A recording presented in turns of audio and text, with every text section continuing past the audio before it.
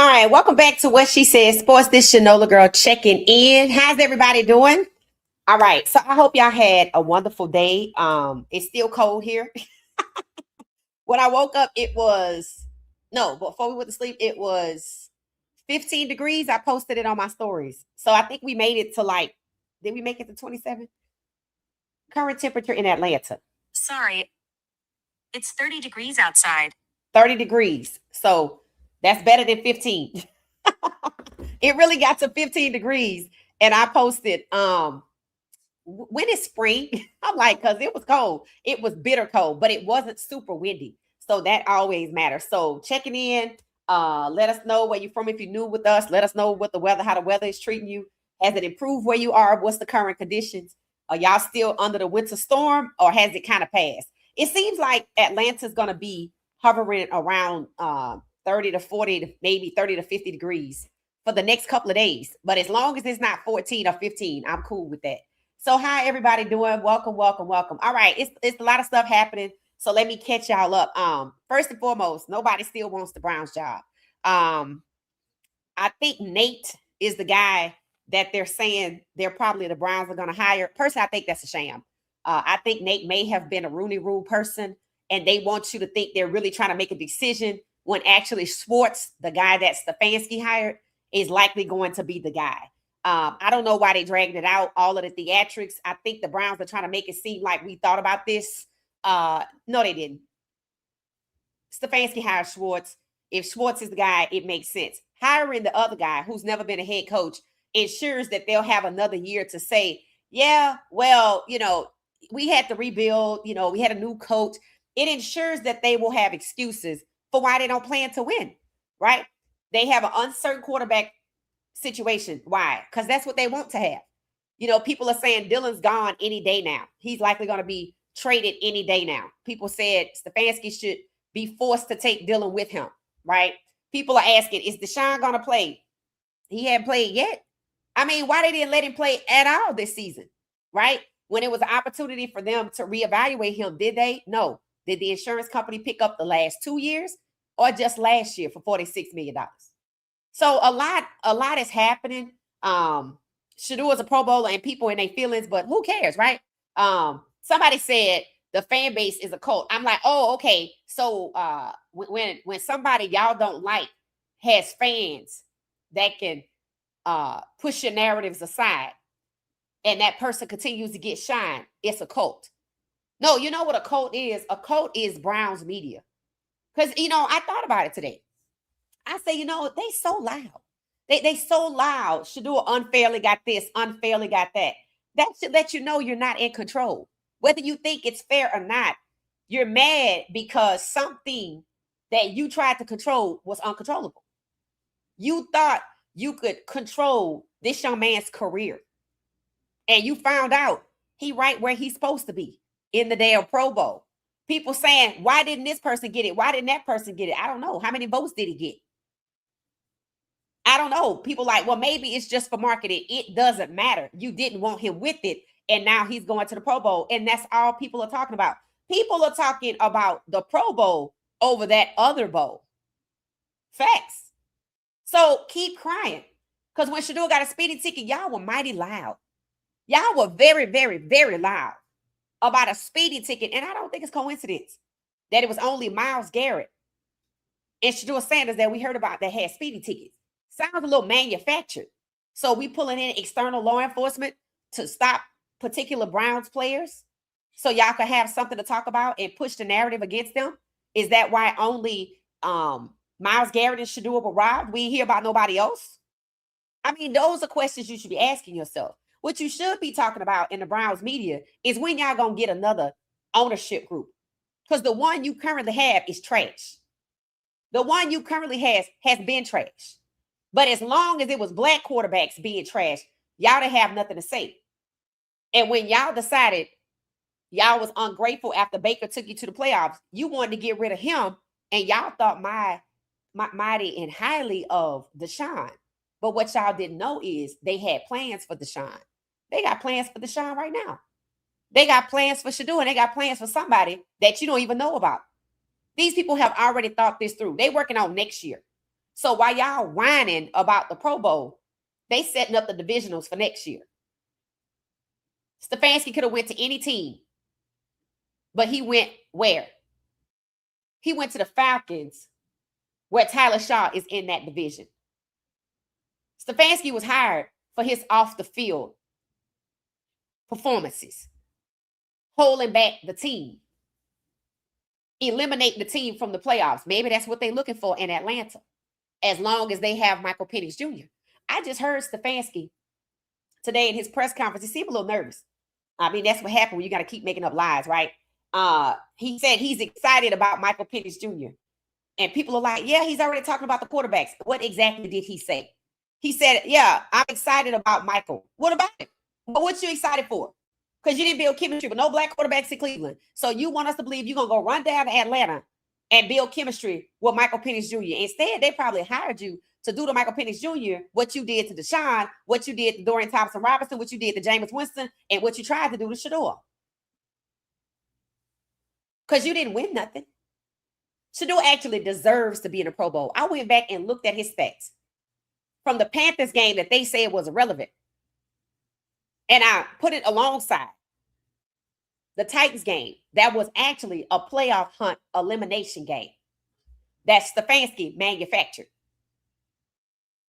What the stats prove is the longer Shedeur's play, the more he's going to score touchdowns. Why? Because he's highly accurate. It explains why they kept taking him out with the Wildcats. Why in the preseason they didn't want him to do the 2-minute drill. Because it doesn't take him long to score at all. And with the fervor that they use to try to keep him off the field, period, even ripping off his nail so he can't play the last 2 games, they know it. And they told you in the beginning, they know it. So for all of those Falcons fans who hanging on with bated breath to hear Stefanski say anything meaningful in his press conference, good luck. Because when he was asked about Bijan Robinson, he said he's good. I'm like, there you go. He's excited about Michael Penix Jr., but his rehab is what the focus. See, they were hoping he was still hurt, so Stefanski wouldn't have to come in and do what he tried to do to Shedeur, hold him back.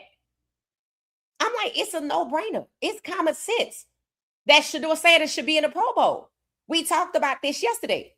We talked about how he's in good company with Aaron Rodgers when it comes to some of the first or passing touchdowns or passing yards, Joe Burrow.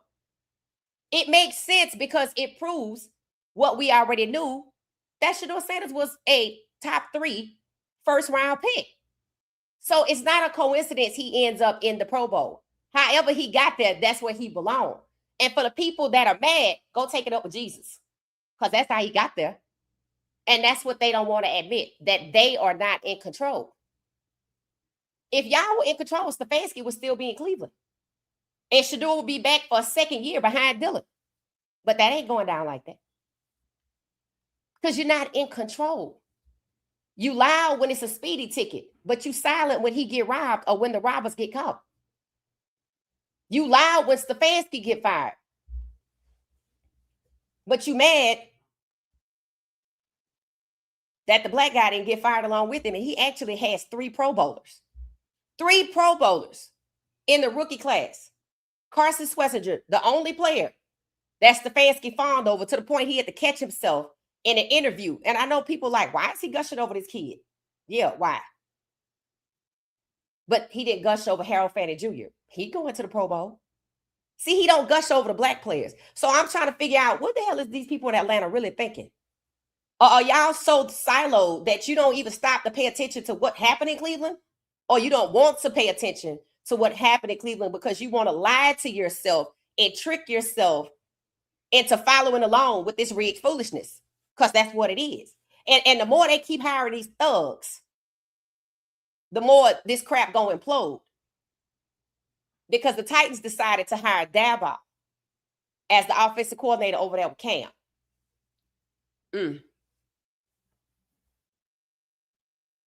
And the Jets apparently have made some kind of offer for Gruden, John Gruden, to come over there. You see what kind of people they bringing back? You see what kind of people they want to keep? If you're not that kind of person, you're going to tune out. You might quietly notice it and just slowly back away. And the only voices you will hear are the people who were loud about parking tickets, or who were loud because Stefanski got fired, but the black guy didn't. Coach Prime's name came up in the search for the Browns. Should he be the next head coach? I'm like, oh, so since nobody wants the job, now you want to consider Coach Prime. Is there some sort of litigation happening? I don't have a problem with it. But we know they're not going to do the right thing. So what is the point? The owner, I saw that little clip again where he was in his feelings about his team. I'm like, nobody wants the job because the place is corrupt. Find new ownership should be the topic of conversation. Worrying about whether Deshaun gonna play or Shedeur gonna play is nothing for you to even concern yourself about, because one, they think they have already decided that. It was decided when they were meeting with Shedeur extensively before the first round of the draft what they were gonna do with Shedeur. And they felt like they kind of won that until fans started revolting. And that should be a lesson for the Atlanta Falcons fan base. Y'all can sit up and amuse yourself all day long, but it's going to take y'all to get something done around there. Learn from the Browns. At least they stayed home.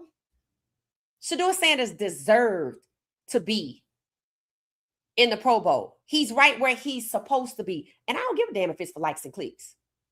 All of it's for likes and clicks. Let's just be honest.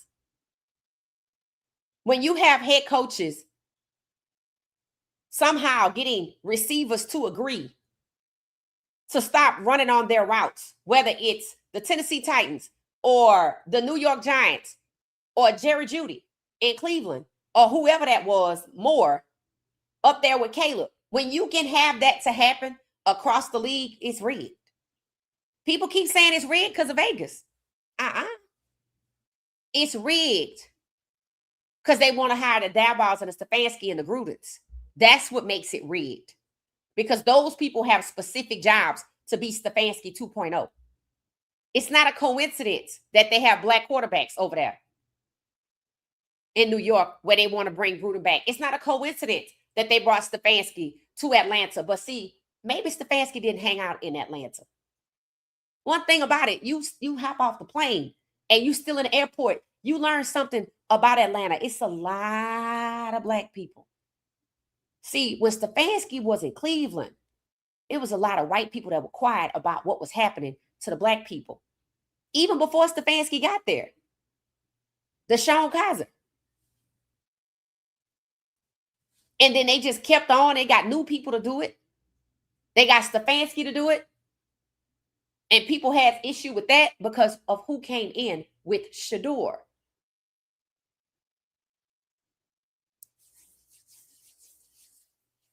Atlanta's not like that. You might have some of the reporters to actually check him. Stefanski. He was talking about the way we treat people.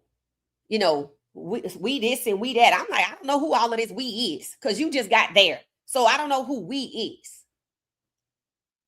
But Shedeur deserved to go at the Pro Bowl because he was first round. Just because you lock him out the first round, so you say. Just like you coordinated the effort for people to pass them up, like you coordinate the efforts for these receivers to be stopping on their routes, to eliminate Caleb from the playoffs, to eliminate Bryce Young from the playoffs. Just because you coordinate the effort to sabotage somebody does not mean their skill set has been negatively affected. And that's the narrow-mindedness. But one of the things I noticed, I think the media is talking to themselves. The media is very loud, especially on X. And I see people, you know, going back and forth with them. But one thing I noticed, they tried hard to convince. But who are you trying to convince? Let's be honest. Is the entire Atlanta Falcons fan base on X? No. Is the entire Browns fan base on X? No. A lot of y'all not even on X. Y'all have said that. Who are they trying to convince? It's like they're pushing this narrative into a hollow chamber, and all you can hear is their narrative, and nobody's buying it. And it seems effective because it's the off season. It seemed effective with the Browns last season until the fans pushed back and the tickets fell to $4. And that didn't change. So in the off season, you have a bunch of people who get paid to push false narratives, talking to each other, with a few people letting them know what it is. But you have the fans going on about their life in the offseason. They have checked out. And them tickets going to be $4 next year. That's the part I'm waiting on. There is nothing that is being said that is changing anybody's mind in Atlanta or in Cleveland. Because from what I can tell, I know Atlanta has a we going to see or you going to see attitude. They like, fine, you sit up here and you won't want to listen to what we got to say. We're not about to spend the off season fighting you. They're not about to do that. These people are going to do whatever it is that they do when it's not football season. Maybe tapping in with basketball. Like I said, maybe they silently checking out. But I noticed it's a whole lot of people trying to convince you that Shedeur doesn't belong or shouldn't have been or somebody else should have been in the Pro Bowl. One guy, I was like, who the hell is this? And they were like, well, most people don't know who he is. But he was known for being suspended and kicked out for substance abuse. I'm like, and this is who's talking about what Shedeur should do? That Shedeur doesn't belong anywhere? These are the types of people. These are thugs. These are thugs. These are thugs that they think they can gang up on a black man. These are thugs. And they're hiring thugs. That's why nobody wants the job in Cleveland. Because they know. Before Stefanski, it was whoever was over there with Deshaun Kaiser with 0-16. And then Stefanski came along and they shifted to a lot of black quarterbacks. And they did the same thing over and over and over and over. And Stefanski's job in Atlanta is supposed to make people think, yeah, you could do it too, and we're going to reward you. So they decided to put Daboll back. Like we don't know what Daboll did to Shedeur. They want to bring Gruden back like he wasn't kicked out the league for being racist. They got Stefanski over there talking about, yeah, Tommy Reese is the new OC. He gonna be calling the plays. I'm like, he said that last season, and it was a lie because Stefanski was right over there calling them raggedy Wildcats. There's no stats to track the raggedy Wildcats and all of the sabotage. And they want you to forget about the sabotage. No, the reminder is, despite the sabotage, Shedeur Sanders is going to the Pro Bowl. So in your face. And that's why they mad. Well, I thought we succeeded. How the hell did you think you were succeeding? How did you think you were succeeding? If you had succeeded in your plan to try to destroy another black quarterback, Stefanski would still be in Cleveland. He wouldn't be looking nervous in Atlanta with all these black people staring at him. Everybody wouldn't have rushed down there to his aid, trying to let him know it's going to be okay. No, it ain't.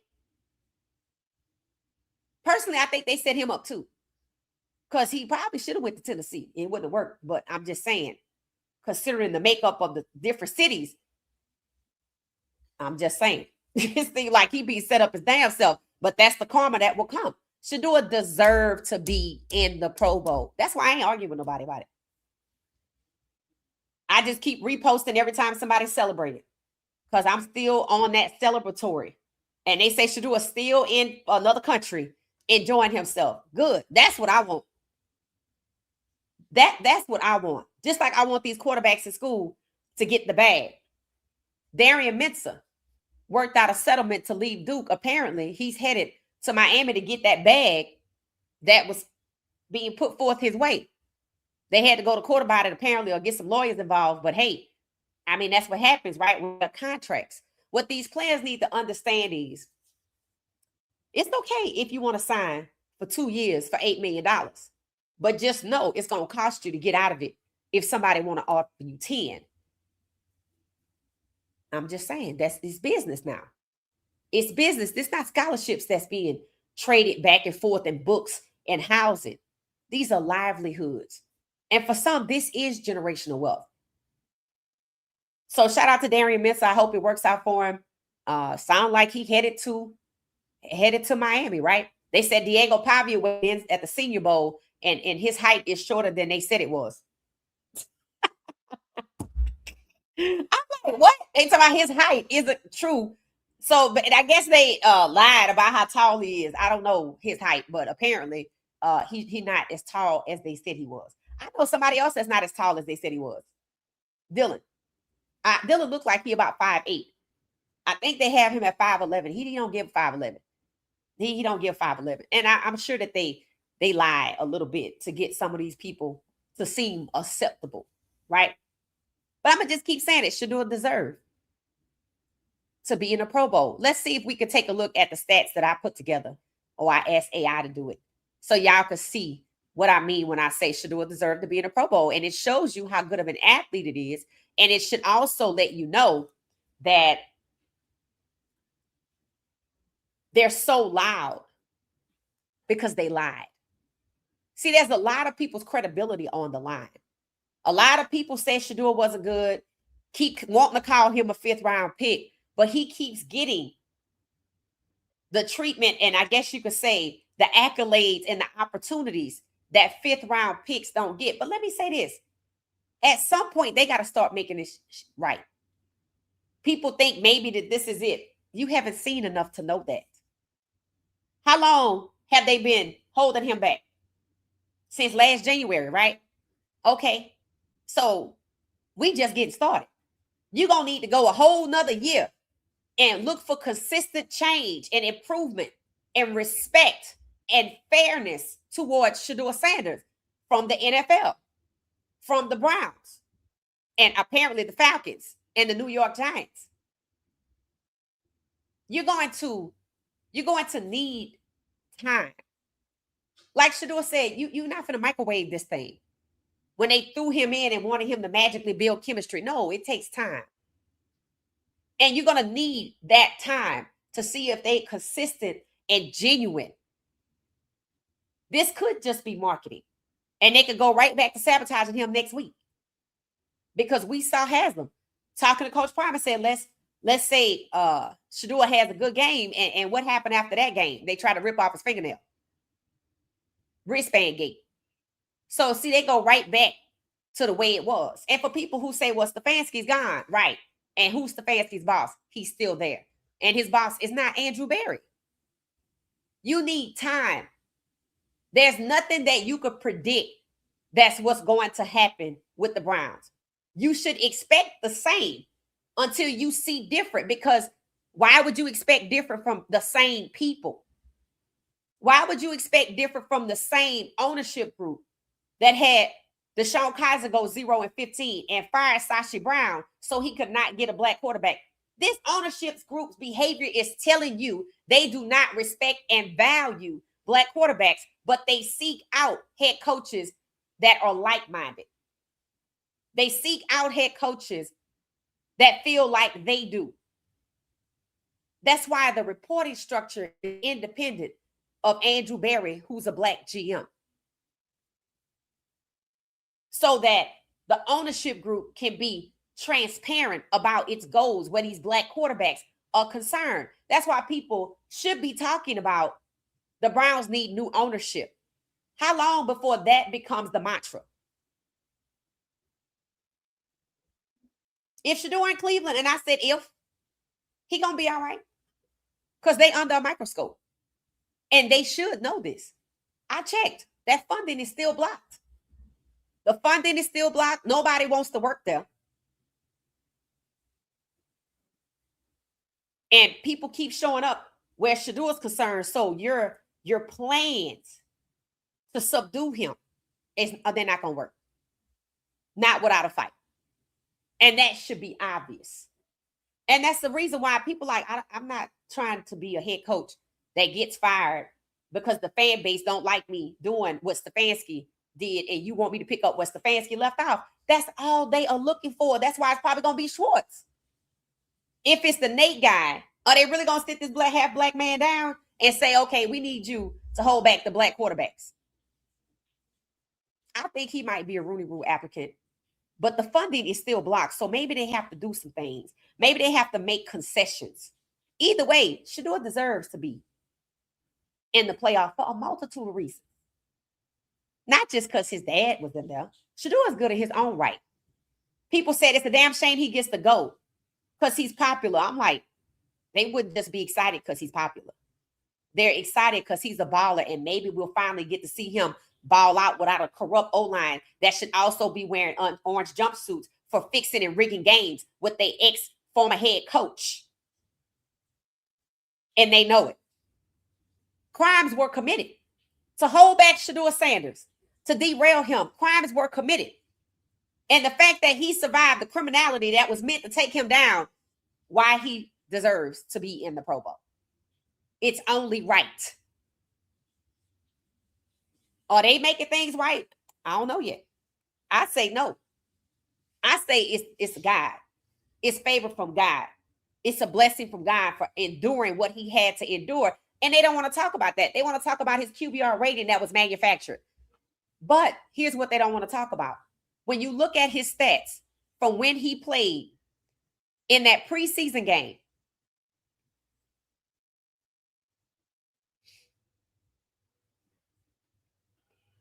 from when he played, I guess it was the Panthers game. Remember how well he did in the preseason game? He was making surgical throws. He was mic'd up. And Myles Garrett was like, we going to need you. And, he was just out there balling. Remember, Shedeur did not play the entire game. I think he played into the third quarter, and they took him out. And I believe they put Huntley in. But the point is, Shedeur's numbers that he had, it shows you that he can score quickly. It says it. When it was the Panthers, that was August 8th. That was the day before. Y'all said Coach Prime birthday is the 9th. Okay. And they said this didn't matter, right? Now, mind you, over to the right is the Titans game, right? Completions and attempts, 14 to 23. He only had 138 yards because he didn't play the whole game. But he already had 2 passing touchdowns through 3 quarters. And if my memory serves me right, Stefanski tried to set him up. by making him pass the ball on third and 1 or 4th and 1. Whatever it was ridiculous. It probably was 3rd and 1. And the reason I say that is if you look at when Shedeur started playing, he kept getting sabotaged on 3rd down. They kept setting it up to go 3rd and long. It was all at 3rd down in the Ravens game. None of the O-line protected for him. But when it was Dillon in the first half, it was like Fort Knox around there. Now, how you get the other team to be involved in something like that? Because how is it the Ravens went easy on Dillon and went intense on Shedeur? Why? How did they know to do that? That's why they're hiring certain coaches. These are thugs. And I told y'all before long, it's going to only be a league made up of Stefanskis and dirt divers on the O-line and wide receiver like the Judases who give up on their routes or let the ball hit their body and let the receiver get it. That's all that's going to be left.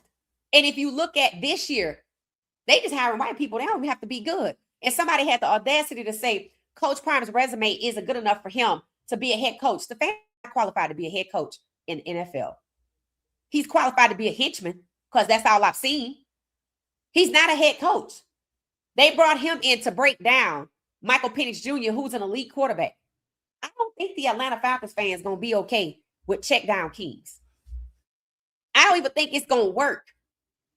And this is not the first quarterback or the second quarterback they've tried to break down. That's how Stefanski works because he's not a coach.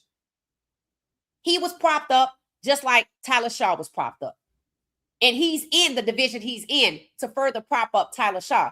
Notice nobody's talking about him with Shedeur going to the Pro Bowl. Why not? They talked about Cam.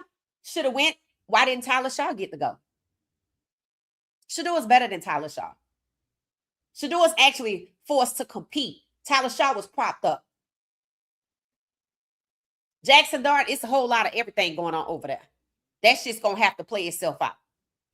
They're dealing with a loose cannon and not just that quarterback. But they think they can control it all.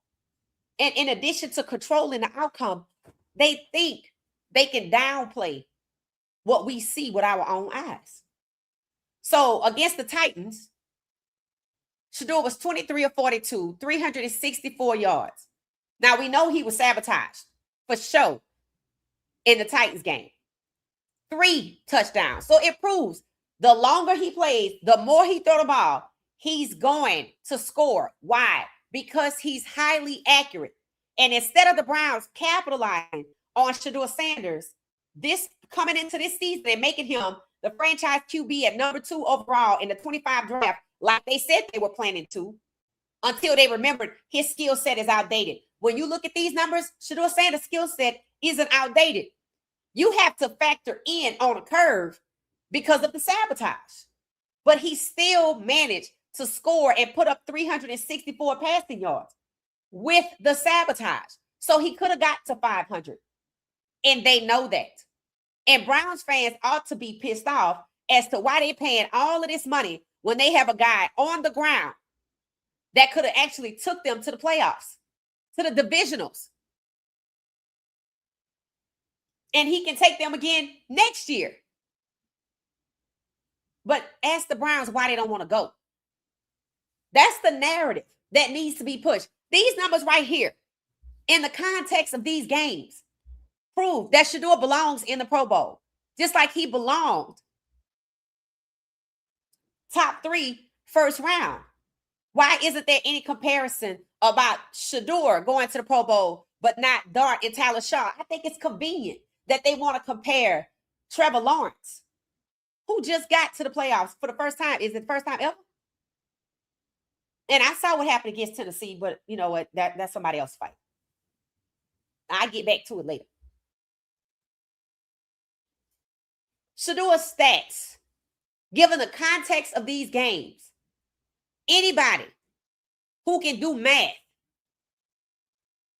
who understands logic and reasoning, knows if you put the ball in his hands enough time, even if you don't protect him, he's still going to get at least 3 touchdowns if you play the whole game.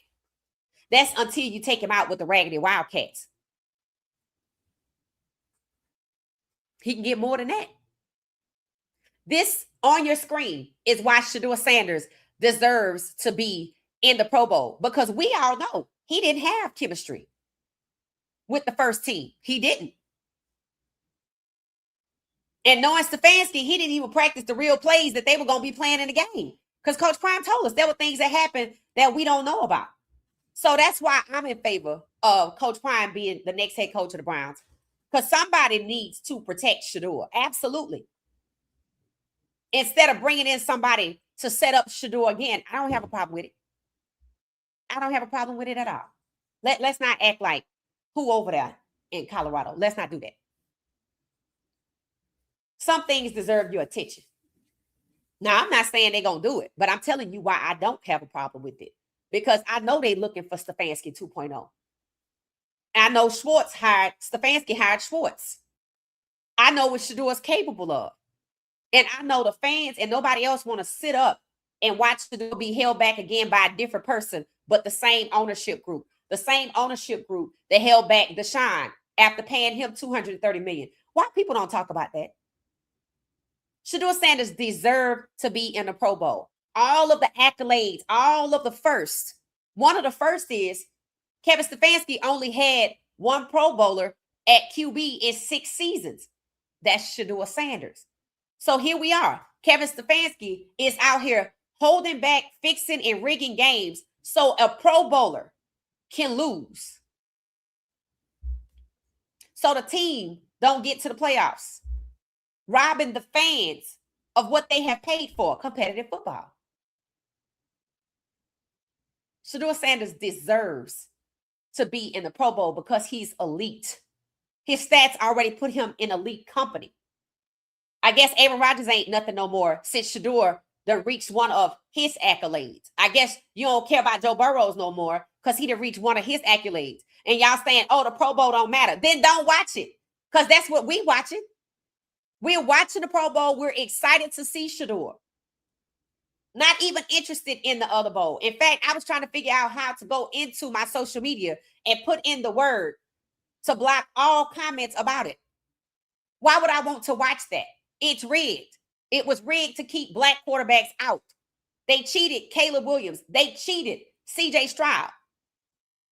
They cheated Shedeur so he wouldn't even get there. They cheated him out of the playoff hunt like they cheated the fans, and the ownership is the same. So why would anything be different next year? Coach Prime is the only coach you can trust to do right by Shedeur. But that would be going against the ownership. The ownership is consistently bringing in black quarterbacks despite Kevin Stefanski or whoever was the coach before. And the directive seems to be coming from the owner after paying Deshaun $230 million. Kevin Stefanski just decided to be a co-conspirator. But they don't want to talk about that. They quiet when it talks about the corruption within the Browns organization, like you don't see it. You can't sit up and acknowledge that Shedeur was sabotaged all season and not admit that the organization is corrupt. You can't have sabotage without corruption. One is a subset of the other. It's corrupt. It's toxic. And that's why Haslam was in his feelings in that little clip. And he mad because they talking about the organization. I'm like, well, he really gonna be mad when people start calling it what? Huge exception to that. Some of you said this is a dysfunctional building. Dysfunctional. I take huge exception to that.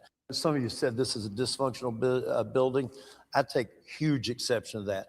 So he said he takes a huge exception to people saying that the Browns, the building is dysfunctional. First and foremost, the building is an inanimate object.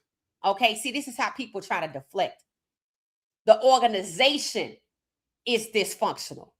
What we witnessed last season is corruption. We witnessed fixing and rigging of games, which is illegal. He takes exception to people saying it's dysfunction. At what point do people start saying the dysfunction is a subset of the corruption because of the sabotage? Say what it is. You can't say you want things to change and you refuse or you scared to say what it is. I mean, it's documented. And he want to dress it up and make it nice. It's already been said by NFL insiders. The Browns will be what the Browns are as long as the owner is the same. Why they don't do nothing about it? Because look at who it's disrupting. Once upon a time, they fans was okay with a black quarterback going 0-16. They were okay with Baker Mayfield being pushed out. They were okay with paying $230 million with Deshaun until they realized the plan for Deshaun was to just sit there because they don't know why he got paid $230 million. The Browns fans should be upset, like the businesses in Colorado should be upset at the thought of trying to push out Shedeur, who's already successful, and Coach Prime, who was already successful and has the prime effect and is making them money hand over hand over hand. But notice, it's crickets because the agenda is anti-blackness. See, it was all well and good as long as we wasn't trying to push out black people. We would let them make us money. But since we're trying to push out black people, we don't want them to make us money. You don't think the NFL knew before they pushed Shedeur down in the draft that he could make $1 billion? Of course they did. Of course they did. That's why he was in the goddamn draft. They already knew they didn't want him, but he was invited to the draft for the likes and clicks. They not hurting nobody's feelings with Shedeur going to the Pro Bowl for likes and clicks. Cool. Because at least as fans, we get what we want this time. We get to see Shedeur be celebrated. That's a start because that didn't happen in Cleveland. And they said his draft stock wasn't going to be an impediment to his trajectory, but that was a lie. They blocked him because he was drafted in the 5th round, which proves that the draft itself is corrupt. It seems like when you just pull the lid off of it, it's just nothing but snakes and a foul odor of corruption, collusion, retaliation. Coach Prime is speaking out today. Coach Prime posted right before I went live about how Bill Belichick got snubbed. I guess from the Hall of Famer balloting. I thought he would have been there already, but I guess as a coach, maybe. Coach Prime said, the disrespect to Coach Bill Belichick is straight out ignorant. He's arguably one of the best NFL coaches to ever coach the game.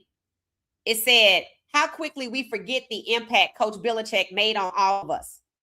Did he get caught for cheating? So it seems that had he just only had the cheating, he would have been let in. But apparently, the way he treated the media and didn't want the scouts from the Patriots to come up to the university where he coaches in Carolina, UNC, seems he's being retaliated against, which again is not new. It's just not new.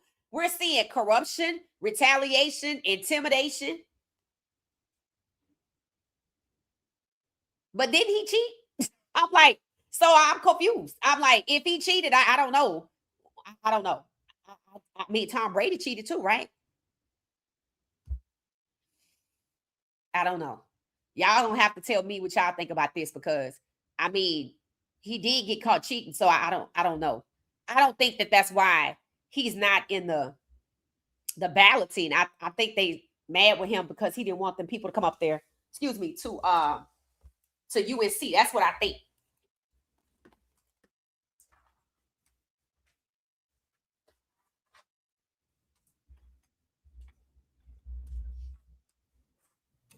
So I'm going to have to look for y'all's thoughts, y'all's opinions on this whole Bill Belichick thing. Coach Prime's response, because I mean, did he get caught cheating? I'm just gonna keep saying it because isn't that what it is? I mean, I'm just saying. I thought he got caught cheating, so I'm not gonna tell you that I know that whole story. So I don't know. I don't think he's being left off the Hall of Fame balloting list because of the cheating, because Tom Brady, right, was a part of that. So I'm gonna need y'all's input on that. But my point is, they love to retaliate, and that's exactly what I said to Coach Prime in the comments. I said, you know, I said they love to retaliate, Coach. They do. Oh, okay. Somebody put it in here. He cheated and had Tom Brady, who also cheated. So there was a lot of cheating. There was a lot of cheating happening. So yeah, it said he's a cheater. It said, as for the 2007 Spygate scandal, the New England Patriots were punished with a $250,000 fine, the forfeiture of their 2008 first-round draft pick, and Coach Belichick received the maximum $500,000 fine after being caught illegally videotaping the New York Jets coach's signals. It said the NFL also destroyed the incriminating tapes and notes. What? So the NFL destroyed the evidence? See, this is why they can't investigate themselves. This is why they cannot self-investigate. It said, though many believe the spying was more widespread, impacting multiple seasons and games. So, okay. So I don't think maybe Coach Prime should have spoke out on this. But they love to retaliate. I don't know what's happening here. So let me know. Apparently the man's a cheater. Do y'all? I don't think that's why he was left off the balloting, because he was a cheater, though, because the NFL destroyed the tapes, right? And see, Shedeur ain't do none of this. Shedeur didn't do none of this. And I don't even know if they lied about this. I don't know if they lied about this. I don't know. I'm not sure Coach Prime should have jumped in this one. What y'all think? Let me know. Seriously.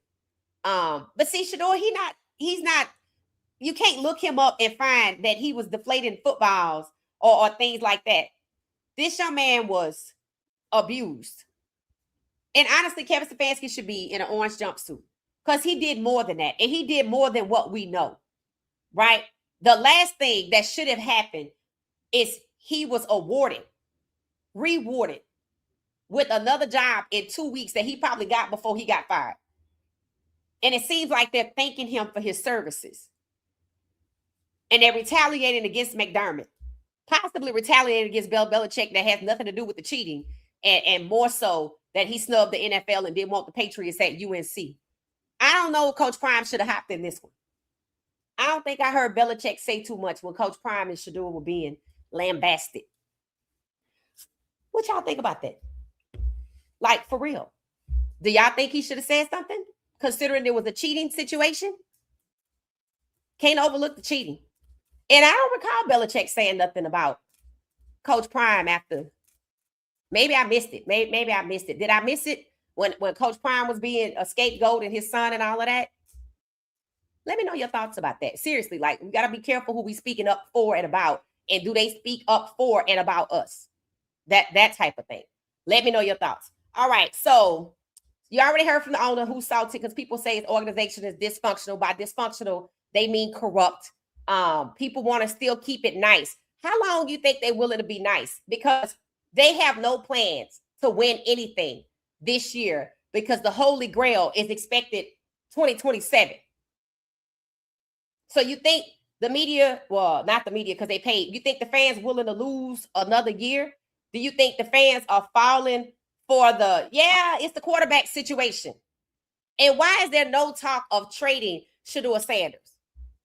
The stats that I just showed you, the comparison of the preseason game and the comparison of an in-season game, which proves the longer he has the ball, with or without protection, he can score. That's who you want. There should be people clamoring to trade for him. Why? Because he can get them to the Super Bowl. But that's not the agenda this year.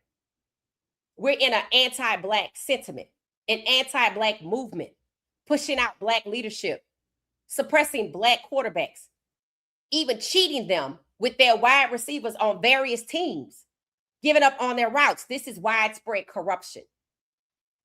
So yes, Shedeur should have been drafted number 2 overall to Cleveland, who pre-drafted him extensively and paid $46 million. Yes, Shedeur Sanders deserves to be in a Pro Bowl because he is an elite quarterback. And not only do his stats, but his accolades in the first, whether it's the Browns or whether it's the first in the league overall, already have him in elite company. I mean, I feel like I keep trying to tell you and you just don't want to listen. You want to be rebellious. Over and over and over, it's proven that he's elite. He already told us they wanted him to fail, and he's right. And we know who they are. We know who they are. And they just going to move on and do the same thing to somebody else because they feel like they have protection. And while they're being protected, the media is trying to convince you that abuse of a black quarterback is okay, that wide receivers giving up on their routes when the quarterback is black is okay. Retaliation seems to be headed towards Baker Mayfield. Why? Because he spoke out. Bill McDermott fired. Why? Because he spoke out.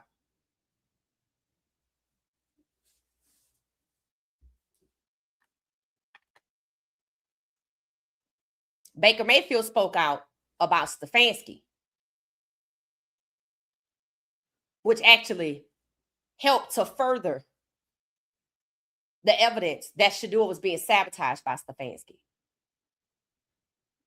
So they sent Zach Robinson from Atlanta, who set up Michael Penix Jr. is likely the reason why Michael Penix Jr. has had a double ACL over there to Baker. So I said, get well soon, Baker, because they coming for you.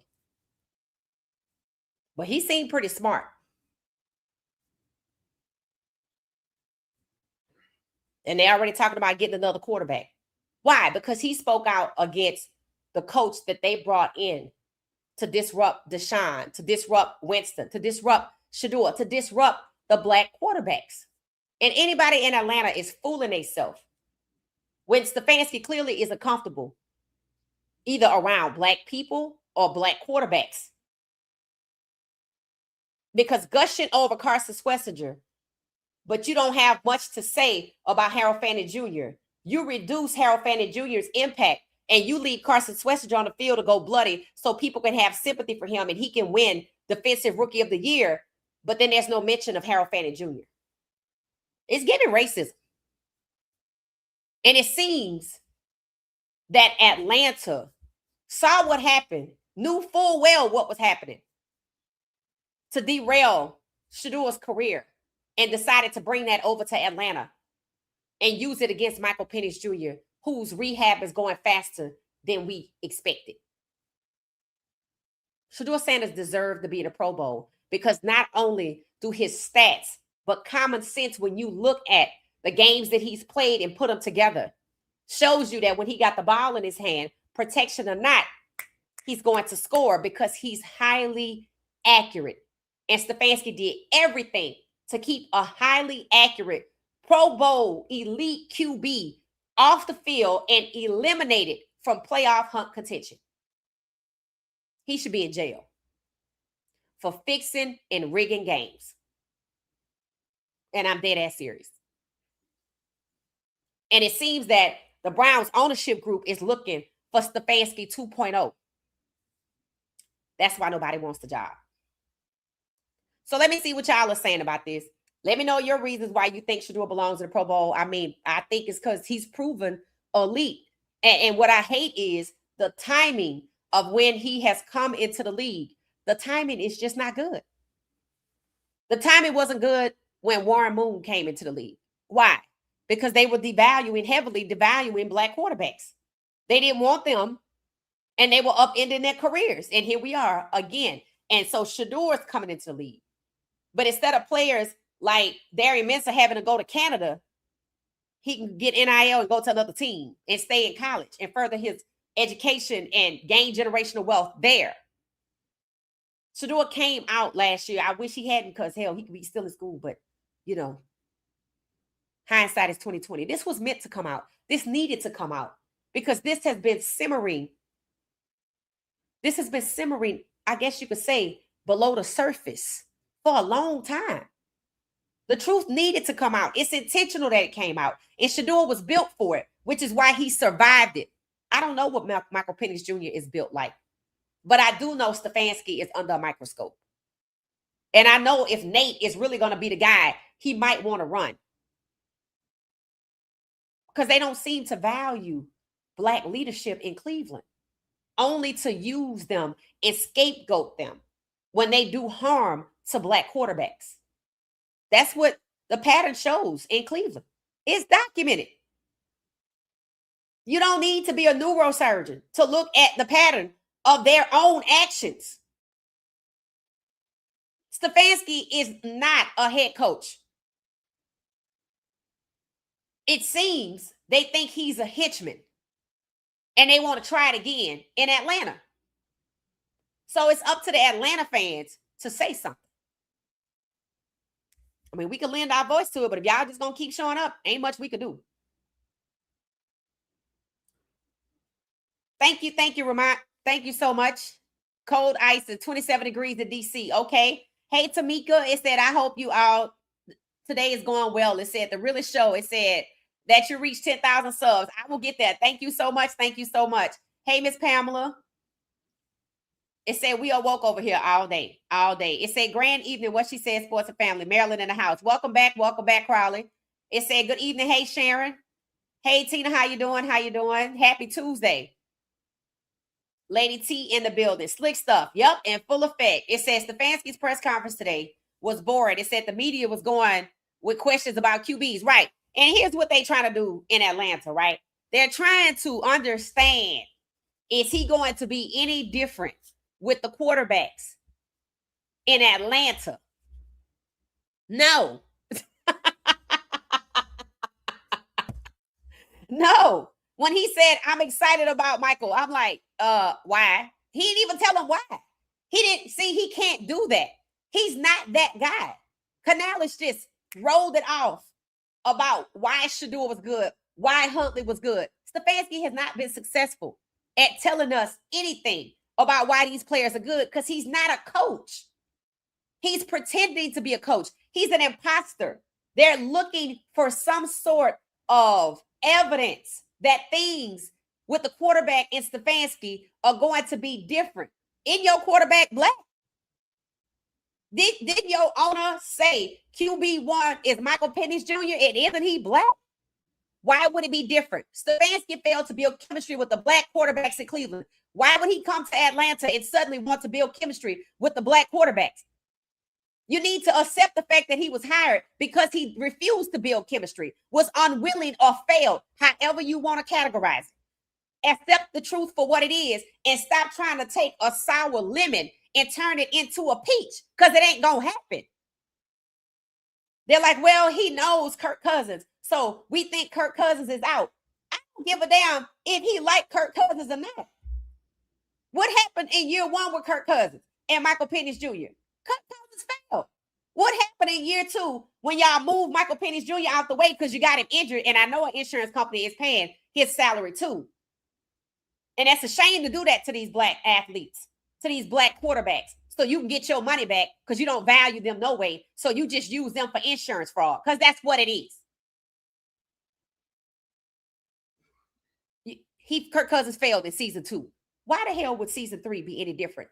The Falcons don't want to win with Michael Penix Jr. at QB1 and probably fired the GM that they told to get Michael Penix Jr. You have to think about the era of when they brought in all of these Black quarterbacks. This was after Colin Kaepernick. This was after they said they were sorry in 2020. When did they hire Stefanski? Same time. Same time. So while the NFL was supposed to be saying they were sorry with end racism, the Browns were beating up on Black quarterbacks with Stefanski as the henchman. Atlanta was bringing in Black people. Well, now we done took end racism out the end zone, so screw all that. Bye. Y'all can go now. That's all it is. We going back to what it was before we said we were sorry. They wanted to say they were sorry for not listening to Black athletes. They mean Colin Kaepernick. What they should have been sorry for was trying to force Black people and Black NFL players, who they said are dumb, not to give a damn about Black people. They own family included. They own friends. Because they tried the whole Black Wyoming 14 thing and to try to say football becomes before civil rights. No, it doesn't. And you think they don't know about the Black 14 in Wyoming? Of course they do. They just gonna keep trying. So they know. But that was the message to Colin Kaepernick and the other guys. Y'all ain't supposed to care about what's going on with black people in the street. Y'all supposed to care about what we want you to care about, and that's football. Have they shown y'all that they actually care about winning football games? No.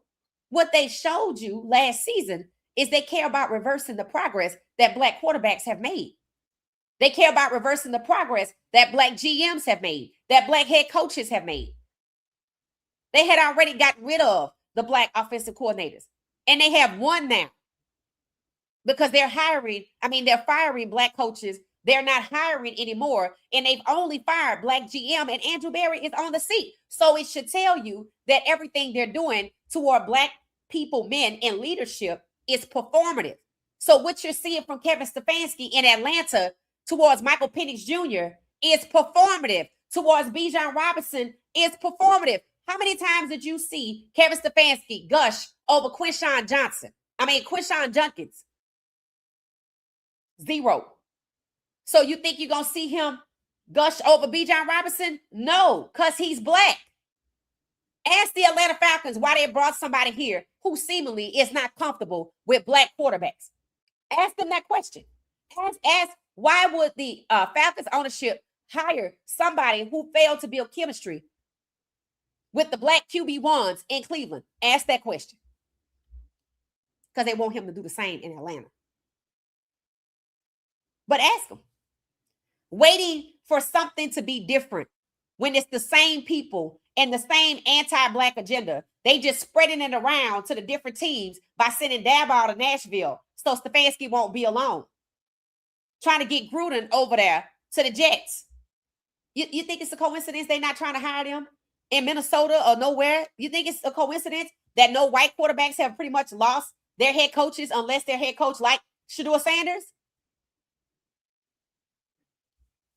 They said the Browns had an interview in person for 7 hours and still didn't hire the person because it's performative.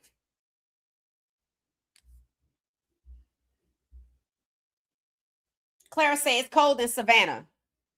You're supposed to have rain and snow on the 31st. Uh-oh. I didn't know it snowed in Savannah. Thank you for that, Clara. It said number 4 is out of here like last year. Who you talking about? Deshaun? Yeah, I don't know what's going to happen with that. It said good evening, Nola Girl Chat and fam. Thank you, Mama Tia. It says Stefanski's press conference today. That man had his hair gelled down and suited and booted. It said the reporters were going in on him with questions. Yeah. One of the things that they know is that he likes to evade questions, right? So they're trying to pin him down early and let him know we not with that. He's being performative and letting them know that we care about people as humans. No, he don't. He looked uncomfortable. When he first started talking, I'm like, I guess he's a little nervous, right? It don't matter what happens. It matters what happened when that damn whistle blow. And I said that about Cleveland, and you saw what happened. To me, Stefanski is hoping and praying Michael Penix Jr. don't get no better because he don't want to hold him back because then he going to be on the hook for a pattern against black quarterbacks that he already established in Cleveland. But now you coming somewhere else and you doing it. He hoping and praying that Penix don't get no better. That's why he said, well, his rehab is our priority. What the hell you got to do with it? His rehab ain't got shit to do with you. He was rehabbing before you got here. You don't want him to get no better because you know what your goal is. You know what you was brought there to do. And what shocked them all is the report that Michael Penix Jr. is healing faster than expected. See, they always miscalculate. They always miscalculate. Maybe that's what the Fed's hoping for. Somebody asked, did they catch the 4th guy yet? Nope. A question came up. Y'all don't think it's weird how Kevin Stefanski just elevated soon after he was being fired and nobody else got elevated like that? I'm like, nope. No. It seemed like the Deshaun Watson contract, something that only certain people can get. And why is that? What did he do? Or what did they do that they needed to reward him? What did they do to Deshaun that they needed to pay him back every dime that he paid out from them women? And they technically paid his fine. And an insurance company is paying his salary. Do you see this situation and how messy it is? And they keep sweeping dirt under the rug. The rug is a mountain now, with Stefanski sitting on top in a robbery that they moved him out of Cleveland about.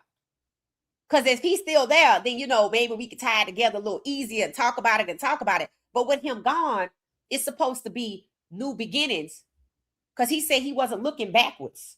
I would want to look back either if I left damage in a wake.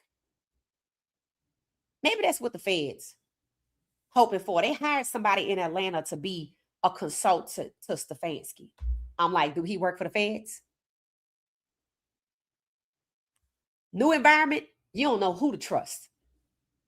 City full of black people, clearly you ain't comfortable with. You don't even know who's who. Number 4 still missing. He might even work there. You don't even know. His mama might work there. His brother might work there.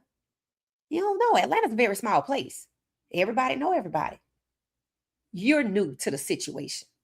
And this is where they chose to send you.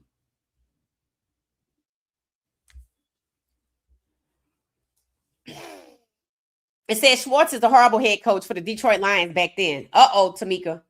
I mean, he was hired by Stefanski. I figured because he and Stefanski are like-minded. It said Drake May was an alternate last year and he went 3-9, but no one made noise when he was a rookie. Right. I'm going to tell you something. They only making noise because they didn't want Shedeur to succeed. There were people who were satisfied at seeing Shedeur be colluded against in the draft. There are people who were satisfied that his pockets got picked. There were people that were satisfied that he was labeled a 5th-round QB. There were people that were satisfied he was being abused. There are probably people out here who put a bounty on his head. I mean, if you hire 4 robbers to come from Atlanta to rob his house for 12 minutes and clean out his nightstands, and only he and the guy that supported you got robbed, I mean, is that not a bounty? Isn't that considered a bounty? I'm going to pay you X amount of dollars to come up here and do this, blah, blah, blah, blah, blah. And these guys didn't even rob the other person. So do y'all just have access to crews? Everybody don't have that kind of disposable cash that those robbers were caught with. And it takes more than 10 days to fix that stuff. It takes months.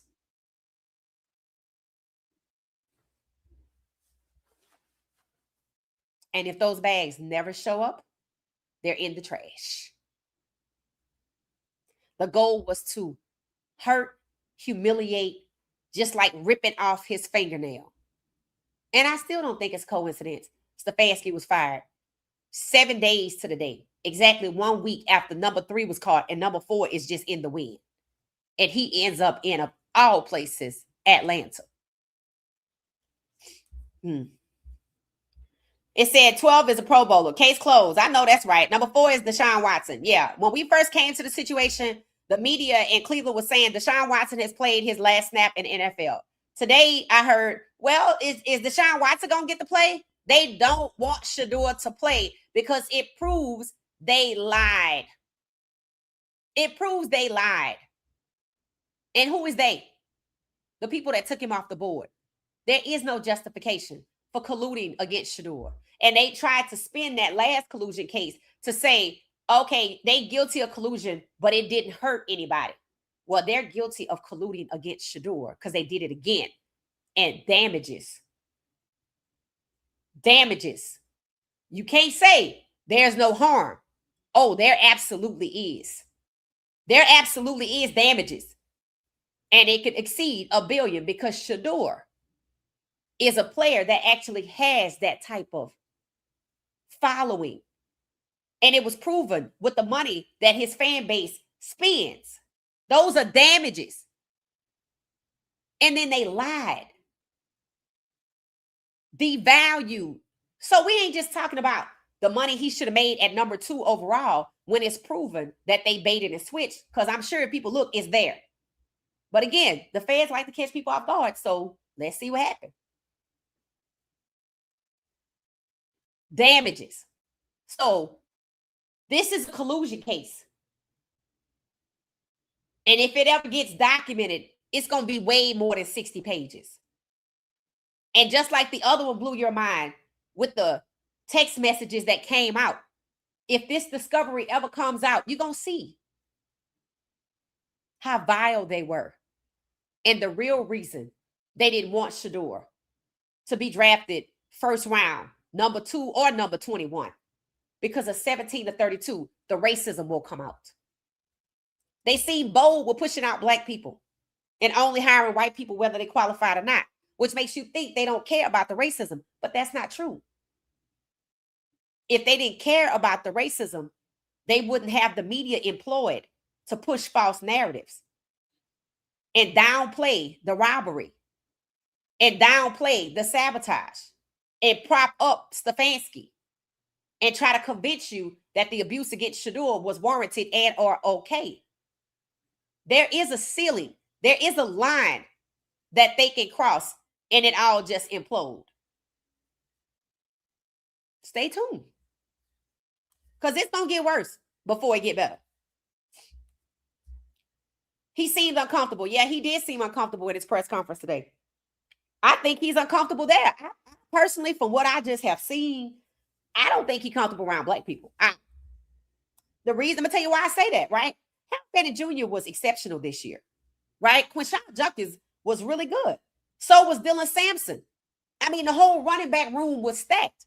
And you have to go listen to other coaches in their press conferences to see how they provide feedback for their players and attaboys when they do well. Think about Stefanski with the game ball. Look at how he treated Shedeur. That's why when people say what you did to Shedeur, what Stefanski did to Shedeur, that's a whole lot in that little phrase. What Stefanski did to Shedeur is a lot. And it was abuse. And a lot of it was caught on camera. And a lot of it probably was caught on camera that you don't know about behind the scenes. Stefanski appears to be uncomfortable around large groups of black people. I'm trying to think of a time where I can't see that. Look at who his OC is. He hired Schwartz. Look at who he brought with him to Atlanta. Look at how he undermined Andrew Berry, who went to Harvard. Look at how he reported one-on-one without Andrew Berry to Haslam. Personally, I don't think Haslam liked black people. Just the evidence that's there. Look at how he separated Stefanski and put Stefanski on the same level as Andrew Berry. Look at how he fired Sashi Brown because he wanted to get Lamar Jackson. Look at how he allowed Shedeur to be abused, how he allowed Deshaun $230 million investment to be derailed and injured so an insurance company could pay the salary. He was the owner when Deshaun Kaiser went 0-15 and 64,000 fans showed up. So they thought quite naturally the fans wouldn't have a problem with them doing it again to Shedeur. But he was wrong. He miscalculated. People are calling the building dysfunctional. No, they're calling the team corrupt. And the NFL cannot self-investigate. That's obvious. So stay tuned because fans like to catch people off guard. And they just put a whole lot of new people around Stefanski. And he does look uncomfortable. Dabball and Cam. Yeah, that's going to be interesting right there. It said to all of the haters, while you were going viral, Shedeur's going to the going global. I like that. I like that, Vermont. He said I like that a lot. It said it was good to see the Atlanta press wasn't trying to, right. So it's going to be interesting to see how much leeway the press get if they get put on a leash, because again, you could see in Cleveland, they had Grossi and Cabot to lead, right? They were the ones that got to ask this, and clearly they could only ask certain questions. So we'll see. We'll see how it goes. But I can tell you, he looked uncomfortable when we saw him walking in when he first got there. I assume that's why Dan Lanning flew down there to be at his side. And he gonna catch it too. And then we have today's press conference. He looked uncomfortable, and he trying to do the same thing he did in Cleveland, which is use a word salad, but he know he can't. And I know they have talked to him about that. That's why he threw in the part about we want to show we care about people. And Michael, because he didn't use Shedeur's name. They have had these conversations. But they did not hire him for his coaching prowess because he was a losing coach and got fired. He's being rewarded. And maybe the feds have somebody on the ground to find out why it is he's being rewarded. Don't forget, there's an FBI office right here in Atlanta.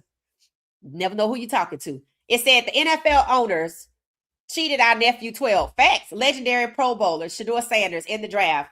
So 12 earned the Pro Bowl. I totally agree. It said Kevin was stuttering in the press conference today. He looked guilty and nervous, right? Because he around a lot of new people. He's around a lot of black people. And for people, I said it, if you racist, don't even come to Atlanta because you ain't gonna like it. And I watched this one man. You could see he was just getting an attitude. There was these kids on bikes. They have a lot of group of people. They ride on bikes and stuff. And he was like in a black SUV. And you could see he got an attitude, right? Most people down here chill, relax. You know, if you have somebody, maybe they homeless and they pop out in the street and stand in front of your car and do a dance, just let them get on out the way. Because they're gonna end up on your hood if you try. If you try. So people kind of know, you know, how to move around, and you don't want to agitate a big group of people on bikes because you might find all of them bikes on your car. But you can see how certain people come down here and they hate it. The same people that hate Atlanta hate New Orleans for the exact same reason. The exact same reason. I ain't traveling to New Orleans because the people in the hotels are just not so nice. That's when they used to be black. They not black no more.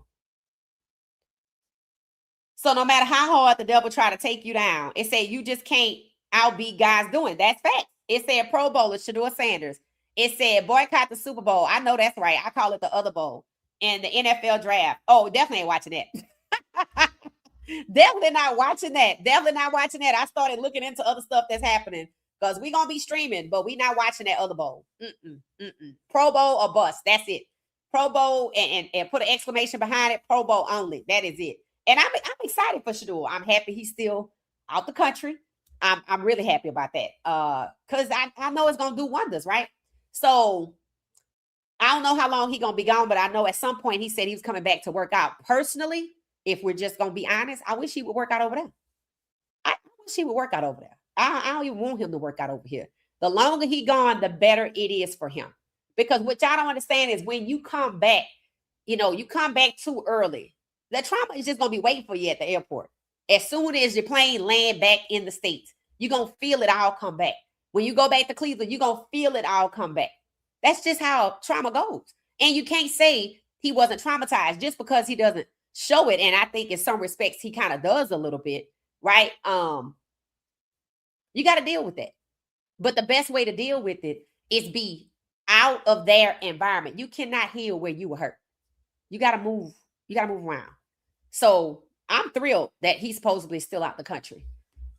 I say stay over there and work out. I think it would be fun. I think it actually would be great if he stays over there and does his content and does his workout, and we get to learn about the place. Like, you know, when Shiloh goes different places and do the restaurant views and stuff like that. So I'm thrilled that he's out of the country because he needs to decompress from over here, because the only thing waiting on him is more hatred when he come back. Right? So heal from the previous season before you come back on this side. That's all I say. It said people who are mad, take it up with Jesus. That's what I say. I'm like, oh, you mad? Then take it up with Jesus. And that's why they don't like these athletes talking about Jesus.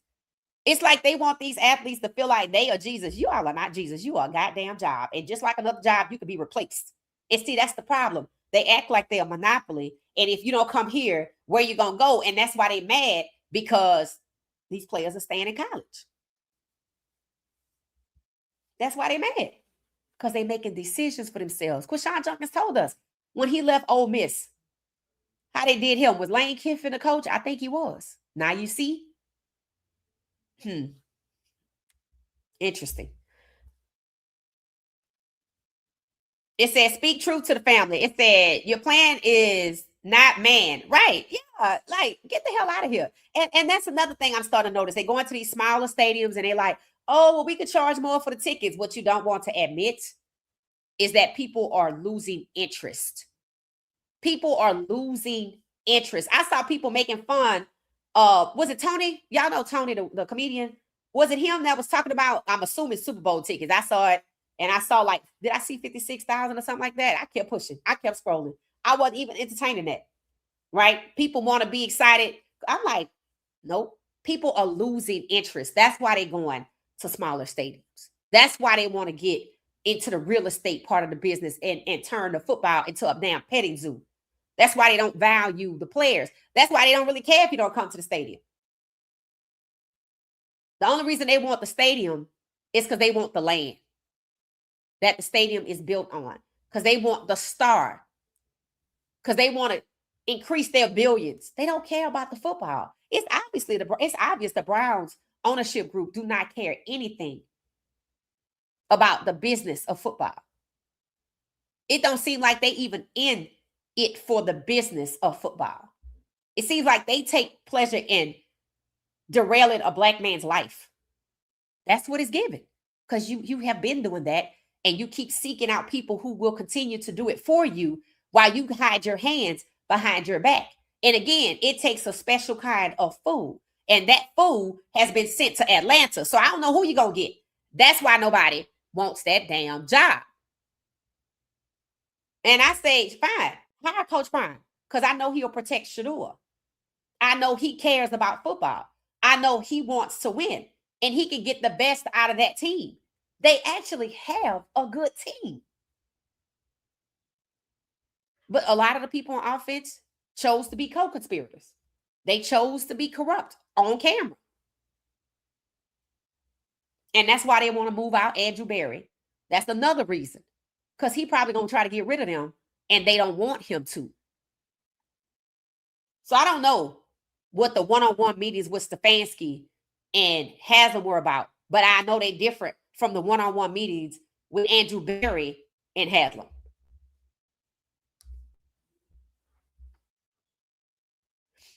Hey, how you doing, Isaiah? It said the environmental racism against Shedeur is unacceptable. Totally. Hey, niece girl, how you doing? It said roguish. That's it. I never thought about that. Mama Tia, I said, Mama Tia, right? They roguish. They see right, they roguish. That's what it is. They thugs, bro. Y'all don't understand. All of these people they have hired this cycle are thugs. The only reason they hired these people to be the head coach where they have black quarterbacks is so they can move the black quarterback out the way under the guise of, well, the new coach might want to get his own quarterback. Don't be surprised if the Falcons draft somebody.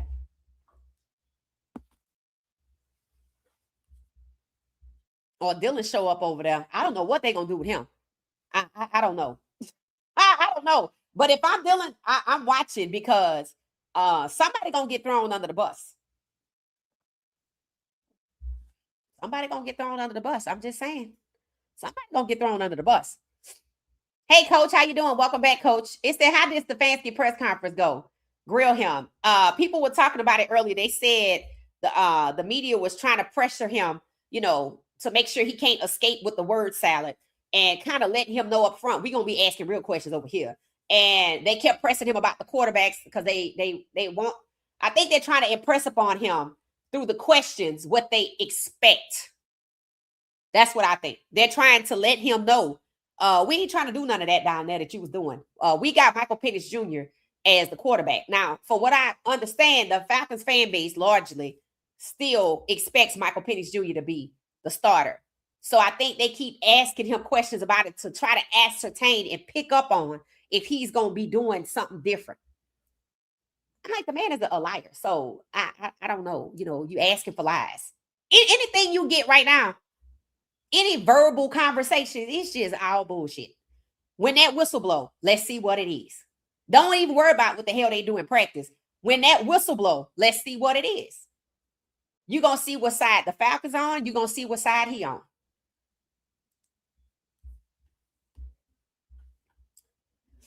It said Drake May in 2024 was selected to the Pro Bowl with 10 interceptions, and nobody had nothing to say about it. And one thing, I don't know Drake May, but one thing about Shedeur's interceptions, most of them, it was only 2 of them that he was responsible for. See, that's why they set this up that way. That's why they tried to trash his QBR. See, they know what people hang on to. They tried to manipulate his stats. You cannot, over a series of games, tell anybody Shedeur is not a good quarterback. If when he was in the preseason, and balled out and was making surgical throws. Throws that Myles Garrett said after that ain't nobody making them throws. And he went to week 14 where he was rookie of the week. The only quarterback to come in this class to be rookie of the week. And he balled out again. And he was being set up more when he put up 364 yards. He was taken out of the game early when he put up 183. The more he plays, the more he gonna score. I'm not gonna say he like a machine, but considering how accurate he is, it's like a machine. It's almost like a damn guarantee. If the O-line does its jobs, and even if it doesn't, was the O-line necessarily doing its job in the Titans game? Maybe, maybe not.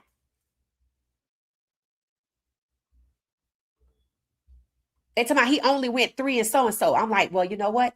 If you didn't think he was good, you wouldn't have fought him on playing from week 1. You didn't like black people, so you didn't value him at $46 million. You never have. And he's not any different because he's black, just like the others you never valued. And because you don't value them, you find head coaches that not only sabotage them, but get them injured to make you money. And you thought you could do this because you did it before Stefanski was hired to Deshaun Kaiser. There's a pattern here of anti-blackness in the Browns organization. So the owner taking issue with people saying his team is dysfunctional, calling it dysfunctional is polite. It's corrupt and it's toxic. It's rife with racism. Just like Brian Flores said. Just like Brian Flores said. And it's all documented. And they don't think nobody ever gonna look or ever hold them accountable. But they didn't think Shedeur was going to the Pro Bowl. So let's keep going.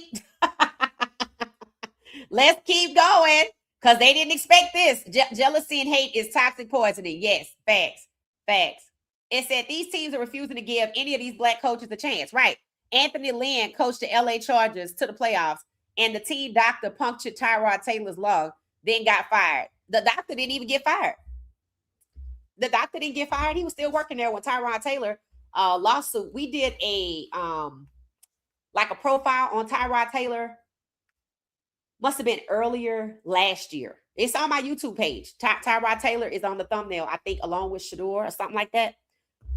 They didn't fire the doctor.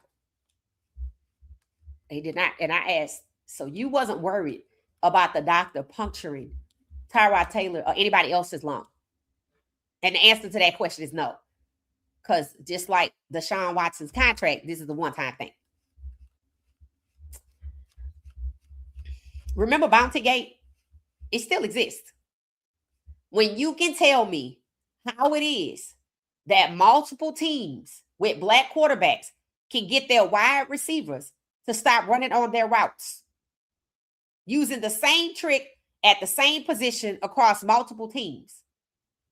Explain it. Because there's some kind of bounty.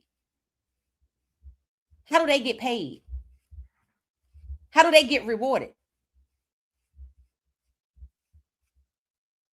Let's see if Derrick Henry gets rewarded. Because Mark Andrews got rewarded. Popped up on my feed today when I was live, when we watched that Bills game while they were up by 13 points and Derrick Henry kept messing up. And I said, Derrick Henry, just tell us somebody paying you. Y'all know who Derrick Henry is represented by, don't you? The Sexton guy. He a part of that. So how do they get paid? How do they get rewarded? Is it their next contract? Is it their guarantees? Maybe somebody look into it one day. Maybe somebody will just tell it.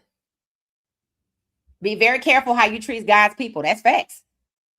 That is totally facts. That's facts. That's facts. Yeah, later for Gruden. Yeah. And the fact that they want to bring him back, it should tell you what it is. It should. It should tell you what it is. It should tell you what it is. The fact that they bringing Daboll back, over there with Cam. So they recycled all of the coaches to continue their work. Yes. So what they have done is took what Stefanski did, and it's like they taken his derailment book, and they giving it to Daboll so he can go over there with Cam. Just pay attention to the black quarterbacks. We said all the coaches that had to be replaced, only one of them didn't have a black quarterback. So that meant everybody else. So it's actually two with McDermott. But when you look at McDermott's high praise of Shedeur, that's why people were saying, well, why didn't the Browns interview McDermott? The same reason no other team did, because he's being retaliated against. They said, well, he might have to sit out a year for coaching. He's being punished. He's being punished. All I can see is that he liked Shedeur, which went against what the owners did to Shedeur. Because the retaliation not coming from the GM. Understand that. It's coming up from the owners. And that's why the fight continues. And they're going to continue and continue because these people put layers between them and their victims. That's why everybody was talking about Stefanski, but there were people that kept saying it was the owner too. I'm like, don't separate the two because they're working together. The owners hire coaches, the Stefanskis. And this year, they are spreading them about. So they have no intention of stopping if I'm taking what Stefanski did and getting more Stefanskis to do it on multiple teams where they are black quarterbacks. That's why I said soon enough, it's going to be filled with Stefanskis and the Judases and the Dirt Divers. It ain't going to be much left after that. Because in order to get the job, you're going to have to go along with the Stefanski way against black quarterbacks until there are none. And that's their plan, to run off these black quarterbacks so we can get back to all white quarterbacks. This is their goal. This is why people from an era that we probably wasn't even paying attention was saying, oh, the Pro Bowl doesn't mean anything. Because Shedeur was black. If Shedeur was white, they wouldn't say a thing. They covered for Ben Roethlisberger, didn't they? What about Brett Favre?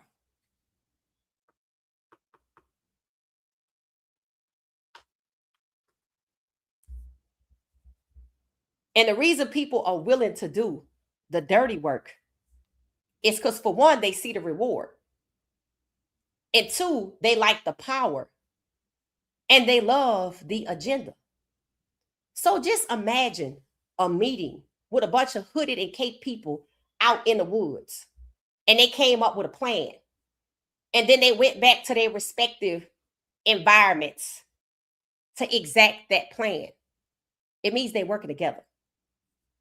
And you can stop one, but you can't stop the others.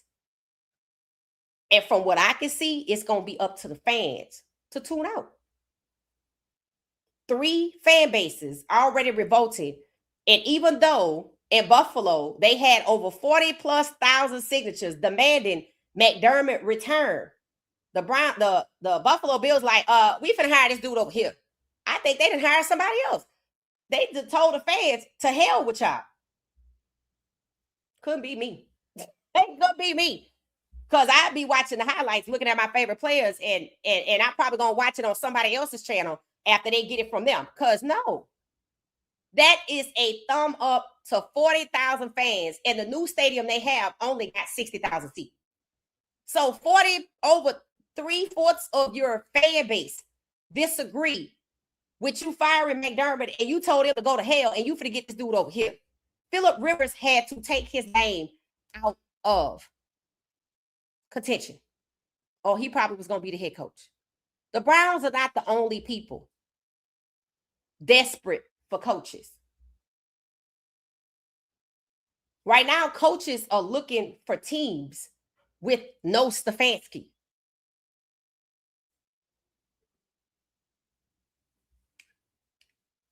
So it's rotten on the inside.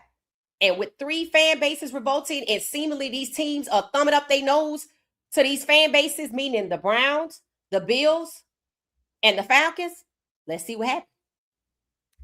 Because for the preseason, it should be empty. And for week 1, it should be empty. Y'all better bring these people to their knees before they bring you to yours. I'm like, cuz this is ridiculous. And Buffalo supposedly had one of those loyalist type fan bases. And they like to hell with what y'all thinking. So, yep, they just recycling people that I guess subscribe to the same doctrine. Shout out to the kid from Duke. Yep, Darian Mensah. Sound like he going over to Miami. The coaches that got fired with a losing record shouldn't be given another opportunity, right? It said Dylan, even if he stood up on an NYC phone book, is 5'8". That's what I thought, Ramon. I thought he was 5'8". It said, yep, the young king going to the Pro Bowl. Now, he probably could have went to the Super Bowl. Think about it. Look at all the quarterbacks that were coming in and were on their way somewhere. CJ Stroud.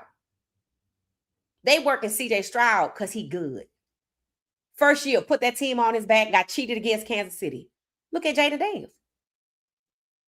They done took his OC after they got him injured, which means his junior year is going to be just as bad as his sophomore year.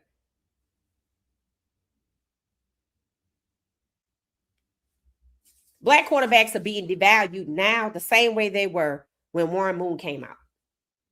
Warren Moon went to Canada to escape it. What are these black quarterbacks going to do? Especially ones that's already on the ground.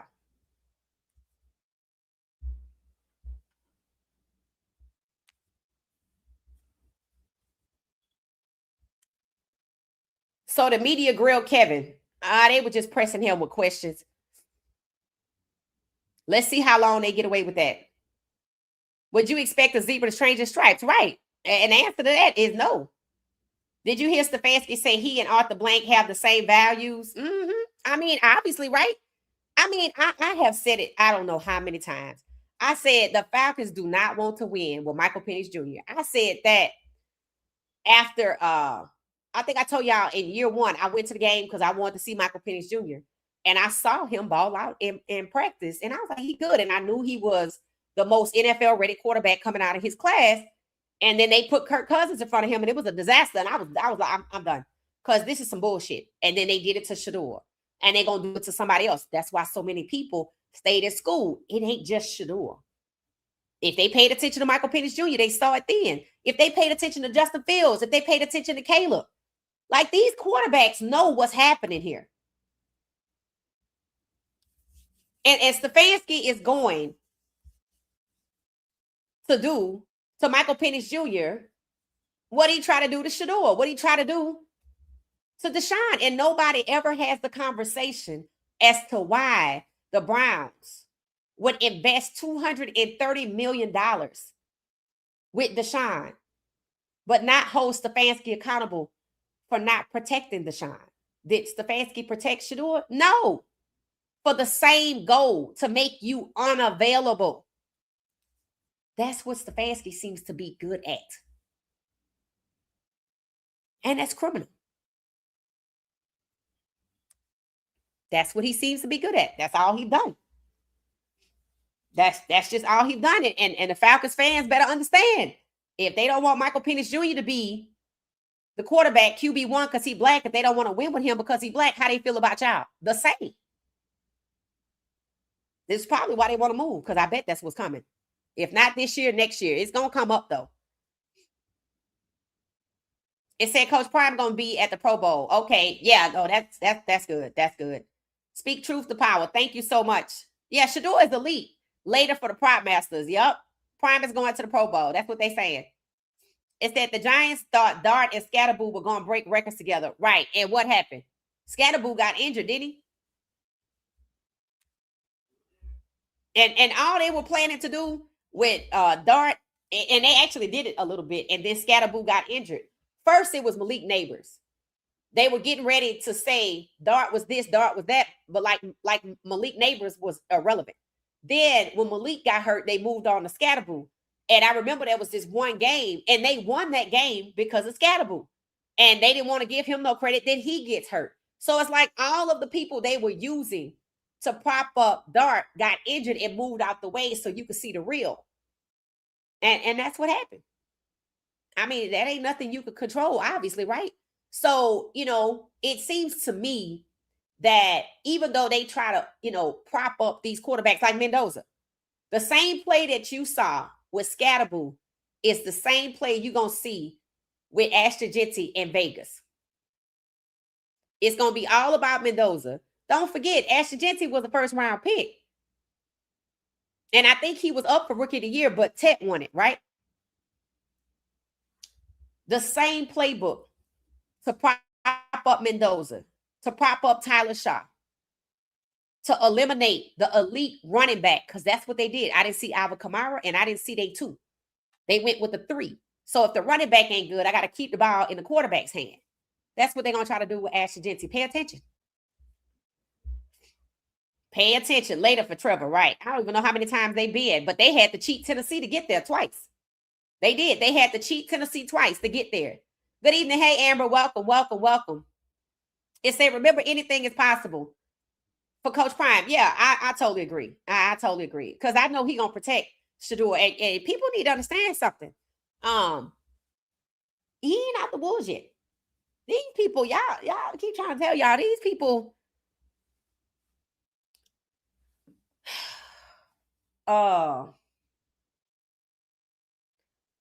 you have to understand that if they desperate enough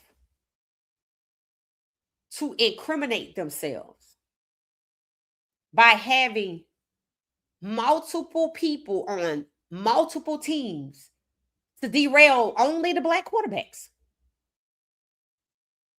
and they desperate enough to do certain things so that these black quarterbacks become suddenly unavailable,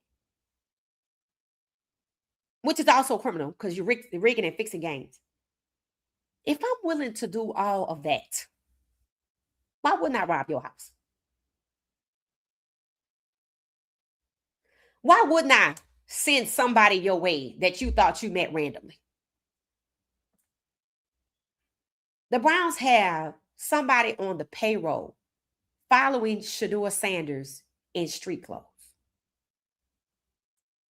How would you feel if your job had somebody on the clock, on the payroll, following you after hours in street clothes?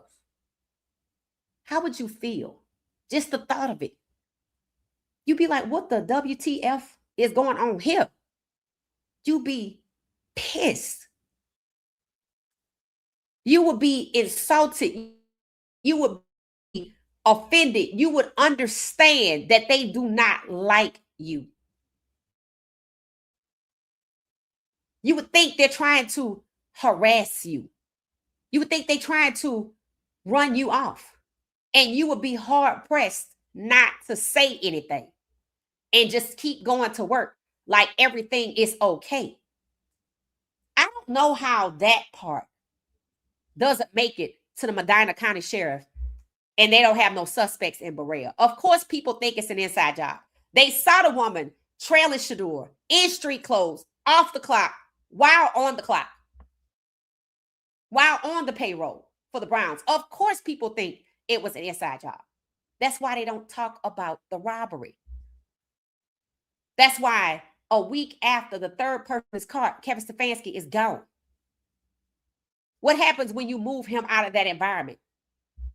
You stop putting 2 and 2 together. You believe what they told you. Well, case closed. We issued a warrant for the 4th person. Keep it pushing. They're probably not even talking about that in Cleveland.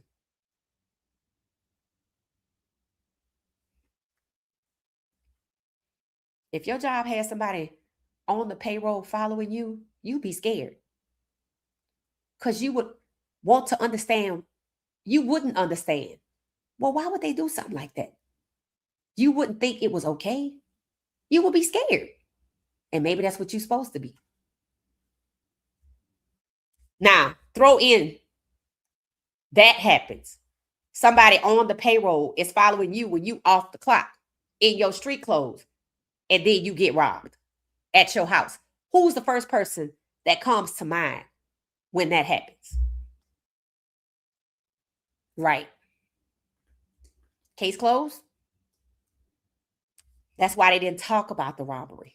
You think they don't know the woman was trailing Shedeur off the clock in his street clothes while she owned the payroll? Of course they know. They know who she is. We don't. We saw her in another video when Coach Prime was there. And you say case closed with that information? Yeah, we not into the other bowl. We out of that one. It said, great idea. Yeah, we watching something else. It said, why don't they just trade him? Thank you. Thank you. Thank you. I wonder if Haslam was the one that said, take that entitled so-and-so off the board, because I said, if you listen to Andrew Berry talk, he be trying to tell. He said, well, I mean, we didn't have him on our board. That's how he said it. He said, we go by our board, and we didn't have him on our board. Some other people had him on their board, but y'all didn't have him on your board? Is that what you're saying? We didn't have him on our board. Was he the one that said, take that entitled so-and-so off the board? Remember, they pre-drafted him extensively. So why wasn't he on your board? Just because you weren't going to get him at number 2 don't mean you weren't going to get him, right? Explain it. But then that same owner, I didn't get him, had somebody on the payroll following Shedeur off the clock while he in street clothes.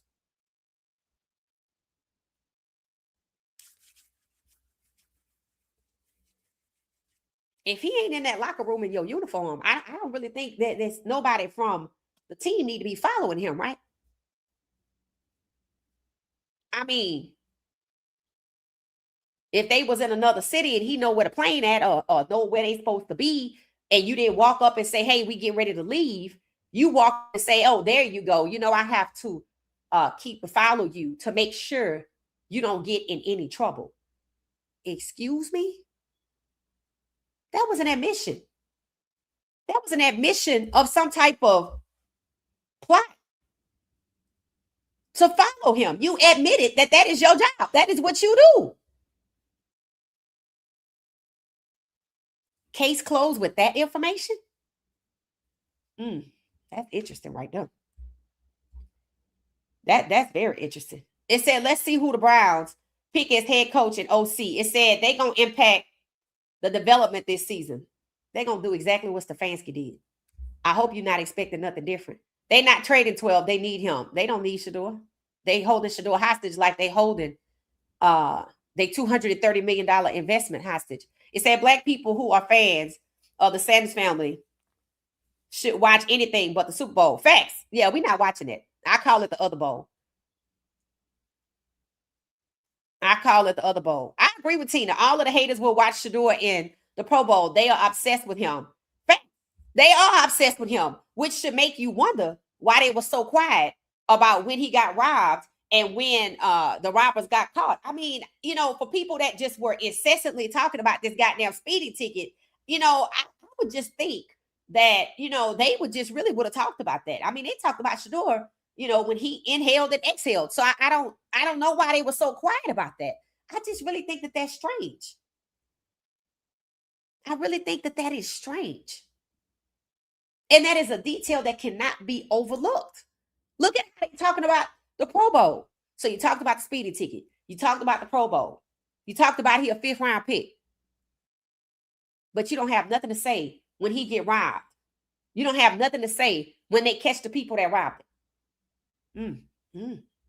Well, that's just one time to be quiet. That's just one weird time to be quiet. Like that's just weird, right? That's just weird. That's just weird. It says since they want to have a white Super Bowl. Huh? A black artist? Who's performing, Isaiah? I think it's Bad Bunny. He not black, right? Is that what you mean?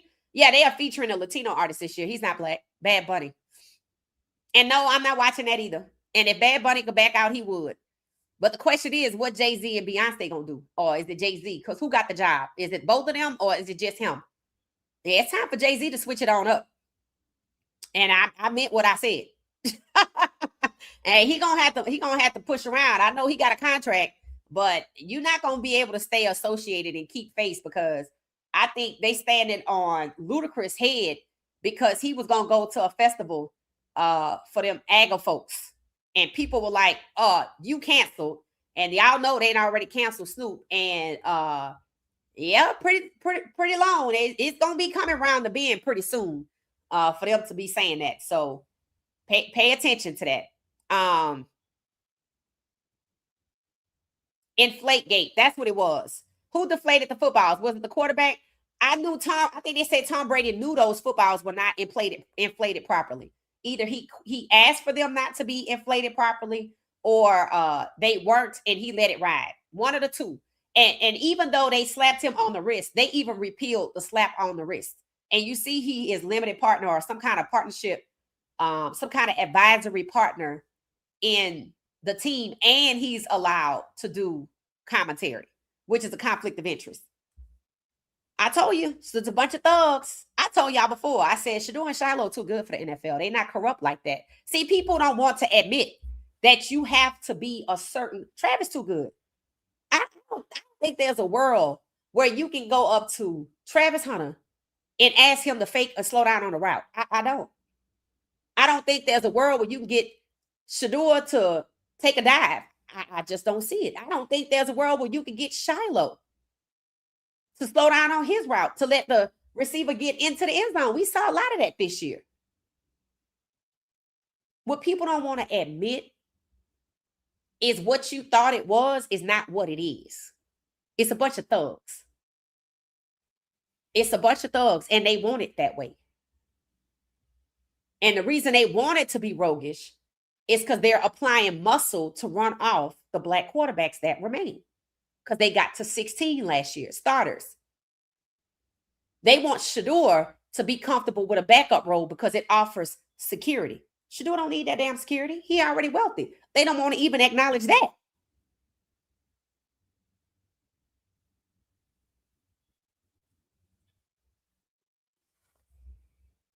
Thugs. It's thuggish. And people like Shedeur, Shiloh, Cam, CJ Stroud, Jaden Daniels, Caleb Williams. Think about these guys' personalities. Jalen Hurts, Bryce Young. They not thugs. Ain't none of them ghetto. Not now one of them. Not one.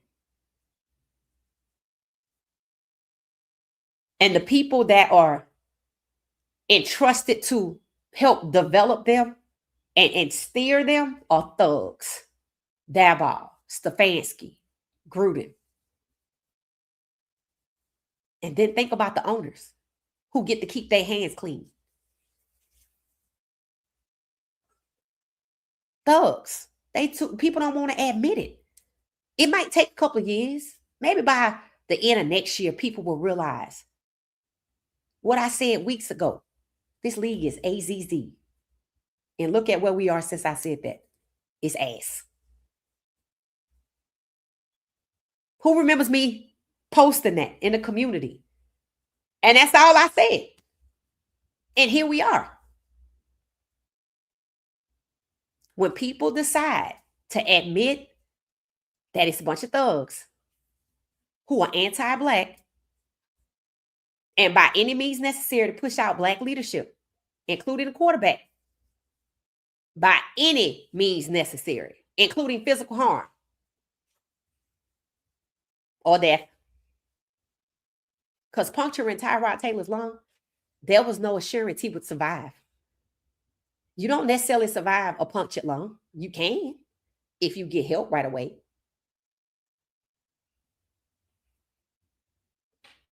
Thugs. So I'm not supporting that. I'm watching the Pro Bowl.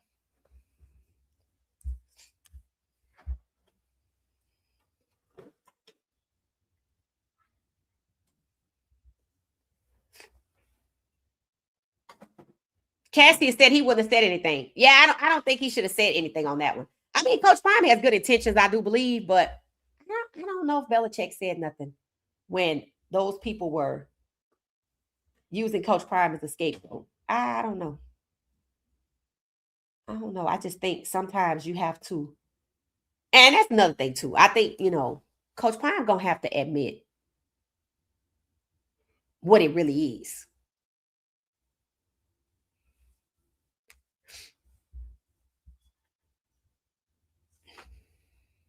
Hey, spiritual, how you doing? Yeah. And under the guise of Christ-like. That's not necessarily Christ-like. Be careful on the toes you step today because they might be connected to the butt you may have to kiss tomorrow. That's the good point. That's the good point. It said Coach Belichick and Brady cheated. Russell Wilson out winning the Super Bowl that year. It said Coach Prime needs to stop with speaking on it because those white folks didn't come to 12 defense. That's why I'm like, how many times, yeah, if you was around, you heard me say it. Now, how is it all of these people are connected to them, but they couldn't do nothing? That's just weird. Like, how? Tell me that was the reason you did it. Installation, because it didn't work. It didn't work. And sometimes it takes people, it's hard for people to admit the truth sometimes because when you finally admit the truth, you also have to admit how long you've been lying to yourself. And then everything that has happened while you were lying to yourself, you're responsible for. Because you could have did something about it. But you didn't, because you was lying to yourself. It's not easy for people to admit that they got played. How many times y'all heard me say, I'm pretty sure the only reason Colorado came to get Coach Prime was to get Travis back in the PWI, and it was not up to Colorado for that to happen. They decided somebody got to go get him before he get all them black kids to go to these black schools. Who is going to be Colorado? Which is why as soon as they were gone, Travis, they were like, bye. Wasted no time. They were mucking around while he was battling cancer. And you saw what happened. And then you saw what happened after the season. You heard the Big 12 GM. You saw how they played musical chairs with the athletic director. I see the other one over there. I also see the OC, Wes Livingston. So I don't have a problem with Coach Prime coaching the NFL, but he got to admit what it is first. And he seemingly makes you think that he knows because when the security guard was speaking, what did he say? Coach Prime get 5 death threats a day. What did Coach Prime say? Because I'm a black man doing what? Making it happen. So it seemed like he know, right? Or is it that he know with this particular group of people and he can't see it with this particular group of people? This particular group over here is the NFL, where he was cherished, so it seems, since the 90s. We almost to 2030, which means we're 30 years into the millennium. And then go back to when he was legendary on the field. That's 40. Damn near almost 50 years.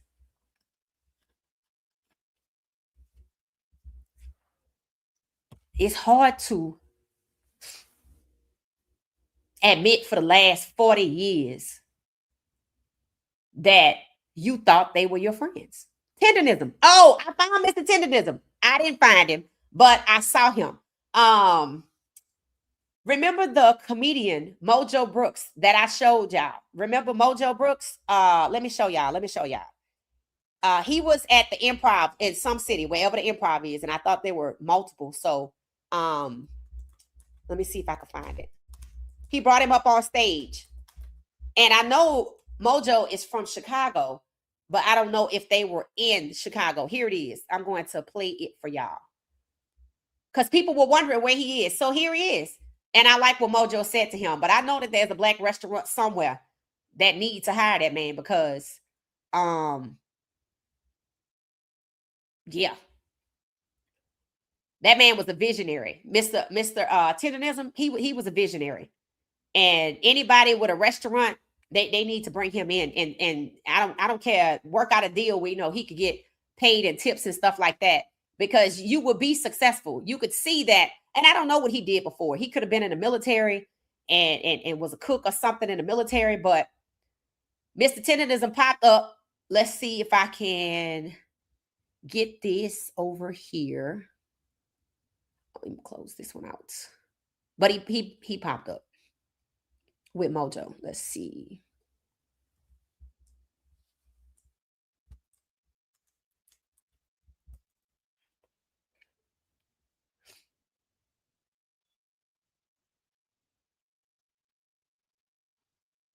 Is this him?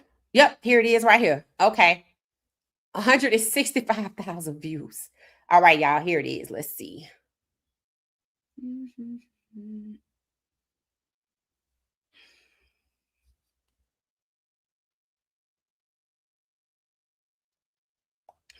Okay, let me make sure y'all can see my screen. Take this off. Okay. Here he is. I think we refer to him as Unc.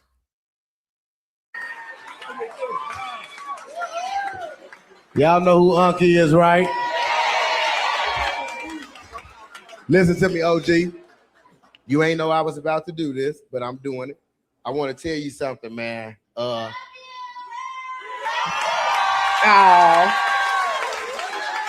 Listen to me, OG. For our culture, for our people, you mean something to us. You hear me? You mean something to us. We ain't playing about you. You hear me? We love you. Now I need you to do me one thing. You had a good time tonight, right? So what I want you to do, I'm gonna show you. I want you to hold this mic, this button right here, and I want you to drop it if the jokes was tenderism tonight. Tenderism.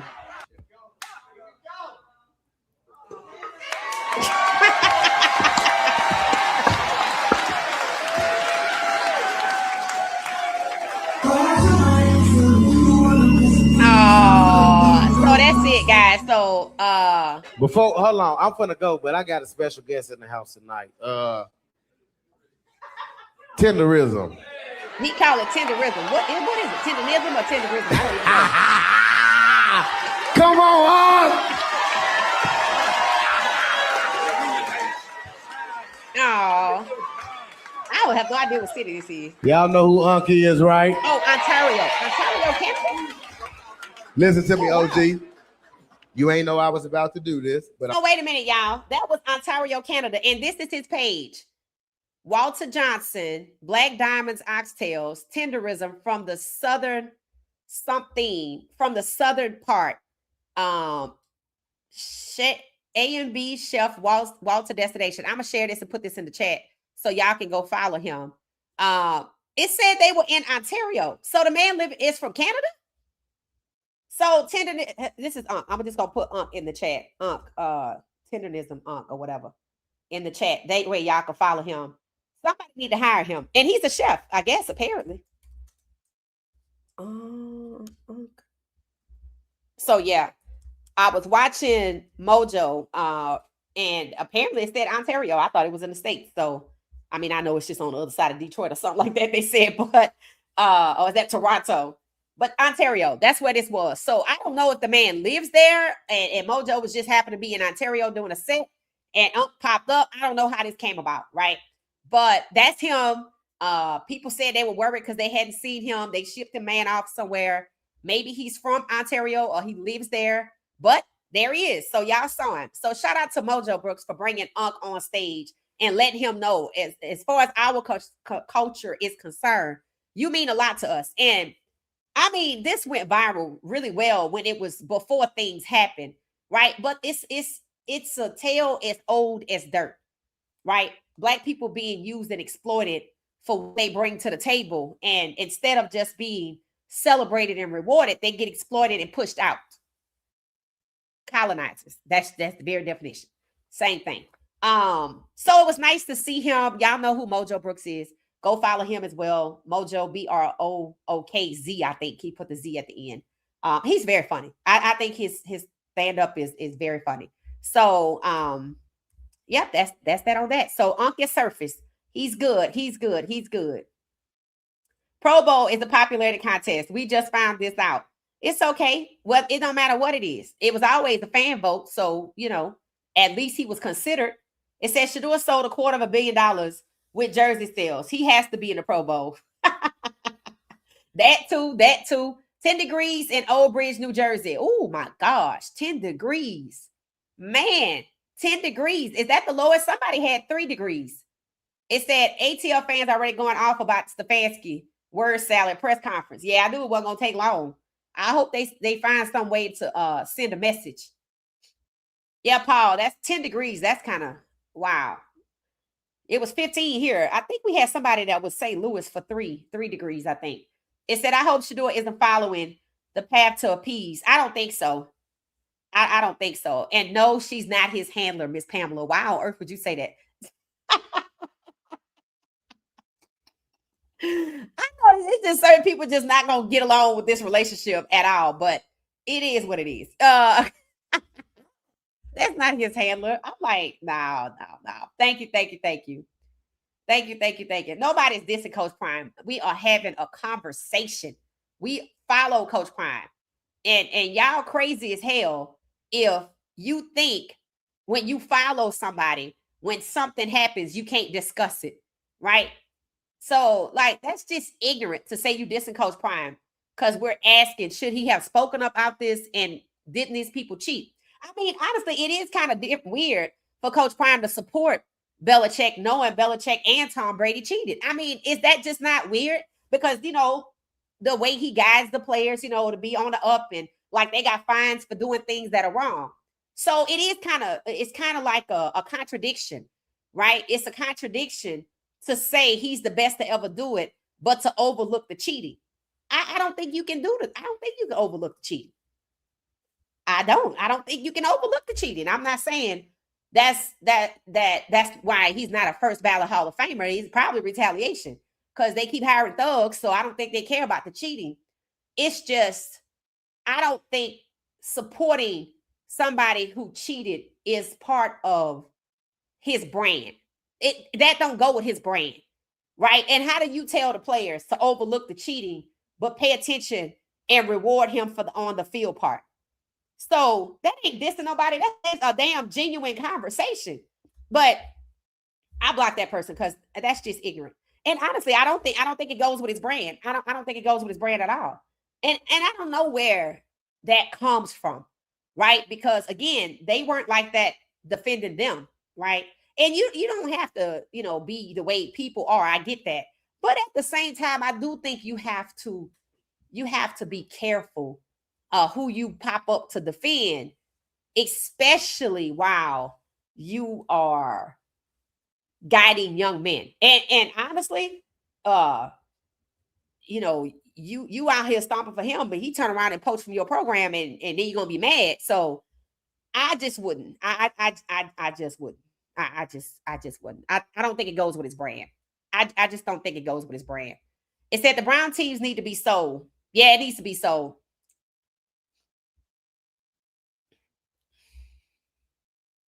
Chip Kelly was uncomfortable and intimidated by Black people. Chip Kelly? Oh, that's crazy. Absolutely. Yes, constructive criticism. I block that person. I'm like, some people just, I don't know. It's like the pendulum go all the way to the left and then it go all the way to the right and it's just no balance in the middle. It's like some people just hate Shedeur incessantly, like just hate Shedeur for no reason, right? And then over here on this side, you got people because we asking a legitimate question because honestly, it does not fit his brand to say it's disrespectful for somebody that cheated to be left off the Hall of Fame ballot. Now, maybe he's saying that because he know they got cheaters over there.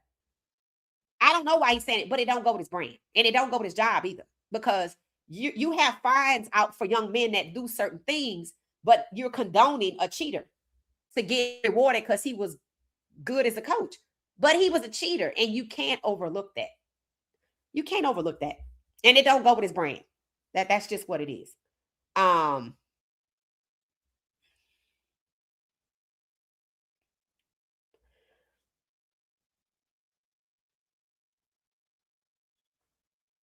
I don't think that's the point. I don't even think that's the point. I don't even think that's the point. I think some people just I don't know. Stefanski's going to be looking for a media insider. Yep, like he had in Cleveland.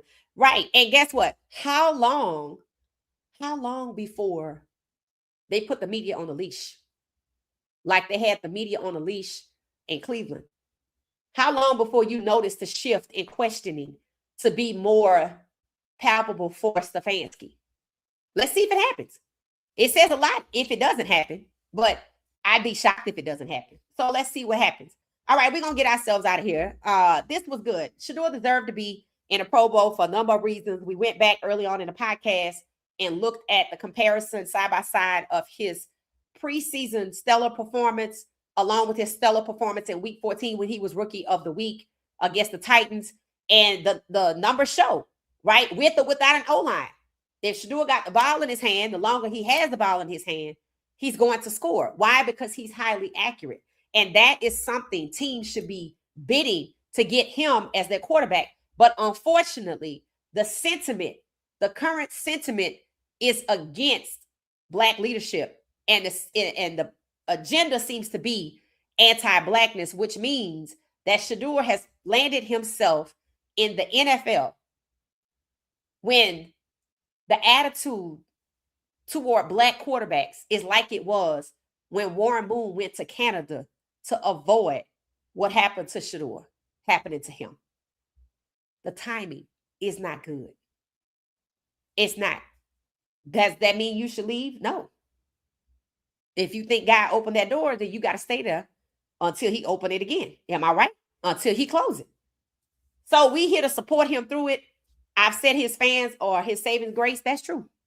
His fans are his saving grace. Because if you notice, he became rookie of the week with the fan vote. He went to the Pro Bowl with the fan vote. They probably saw all of his fan votes and was like, yeah, we might need to let him go because it'd be good if people watch. And that's fine. It means that they have to admit, well, we didn't want you because of your fame. We didn't want you because we felt like you were bigger than our brand. But we now see how we can benefit from it. But that was when Stefanski was holding him back and they were benefiting from it. Let's see if it ever gets to a point where they let him fly and they're not intimidated by him and his icon status, because he's a cultural icon. So I'm gonna get out of here. We'll be back tomorrow. I guess people talking about Stefanski. I'm gonna talk about it as I hear it. When it pops up, I'll talk about it. But I'm just curious to see what the Falcons fans are going to do.